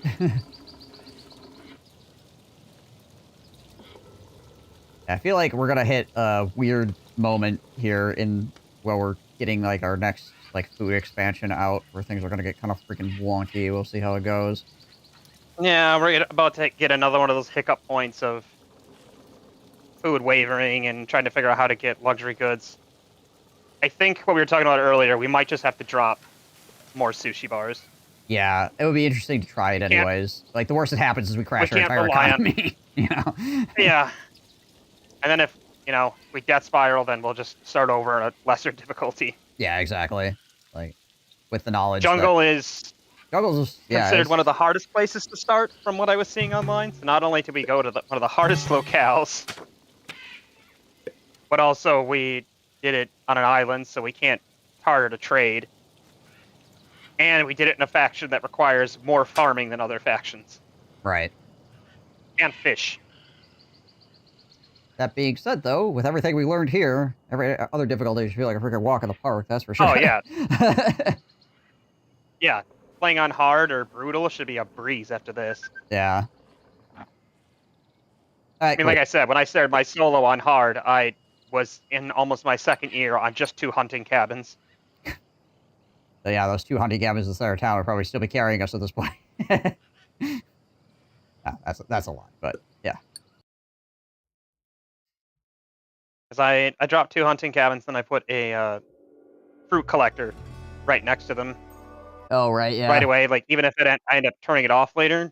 So I got them on, like, 200% efficiency from, like, the day they were built. Right. Yeah, because fruit collector doesn't need to be collecting fruit, it just needs to be nearby, Just right? needs to be next door. Yep. Yep. The idea of a fruit collector being there is enough.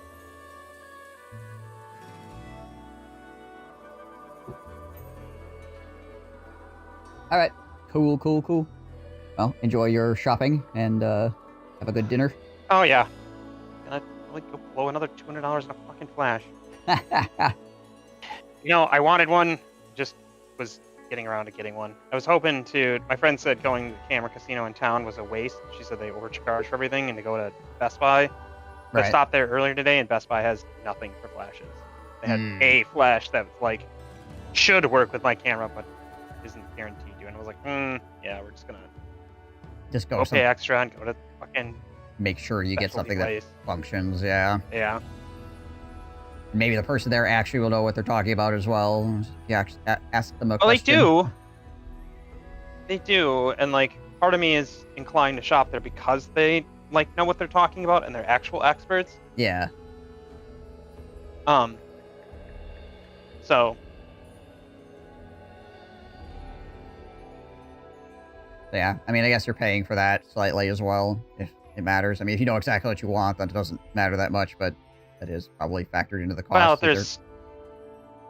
Yeah, and there's a lot of things that go into cameras too, especially with the switch from mirror to mirrorless. Yes. There's a lot factored in there. And like, did I probably pay $100 more than I needed to for my lens by going there? Yeah, but I also went to Best Buy and they had like no lenses, so. Right.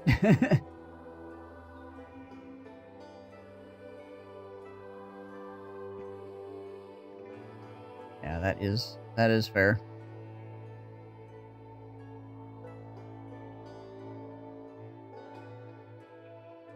But all right, I'm gonna go finish changing because I also have to get my own picture taken tonight, and then go out and get a lens and eat dinner. So I will talk to you later. Later.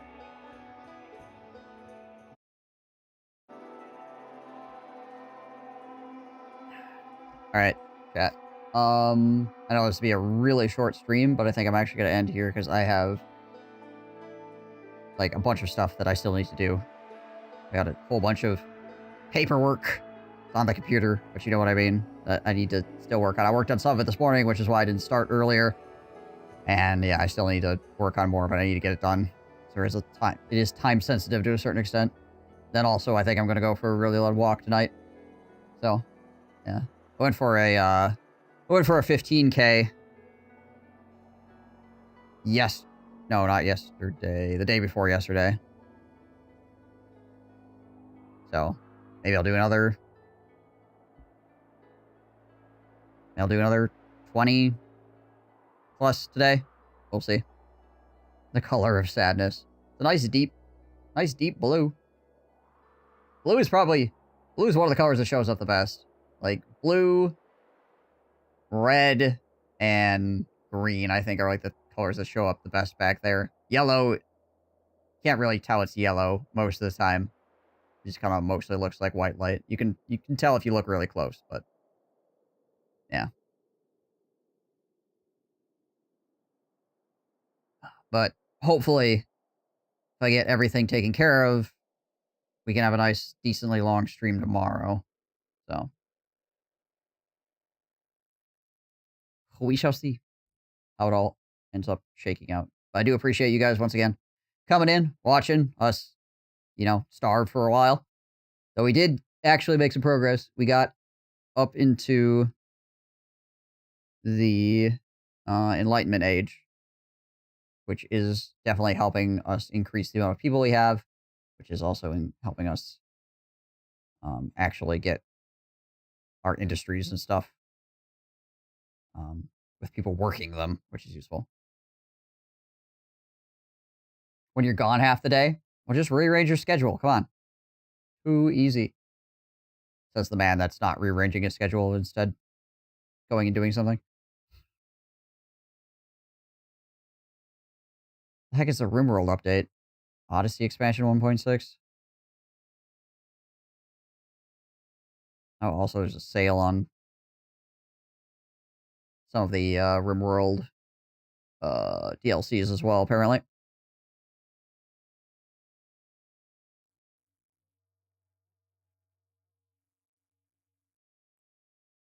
Reworked map generation, flying animals, and quality of life changes across caravans, plans, building UI, and more. Okay, wow, so it's actually a bunch of stuff. Interesting.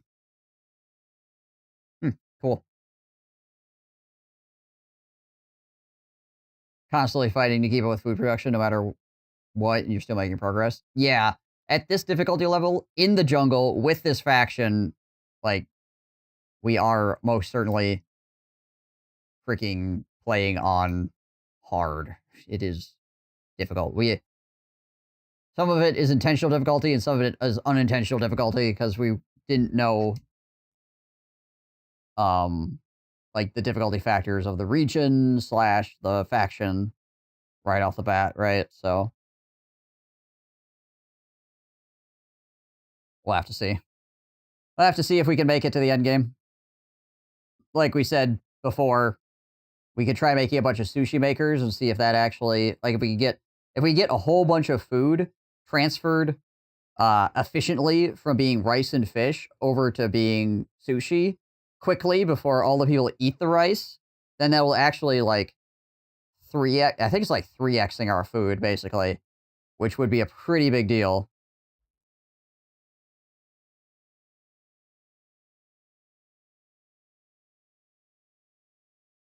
Oh, your birthday's on Saturday. Well, happy early birthday.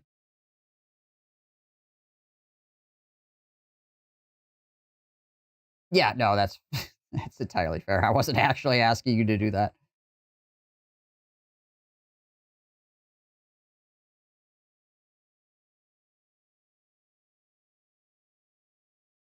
All right. But anyways, guys, I'm gonna bounce out, try to get some stuff done. So thank you so much for watching. As always, appreciate you all. Till next time, stay safe and healthy. Catch you next stream. Out of here. Peace.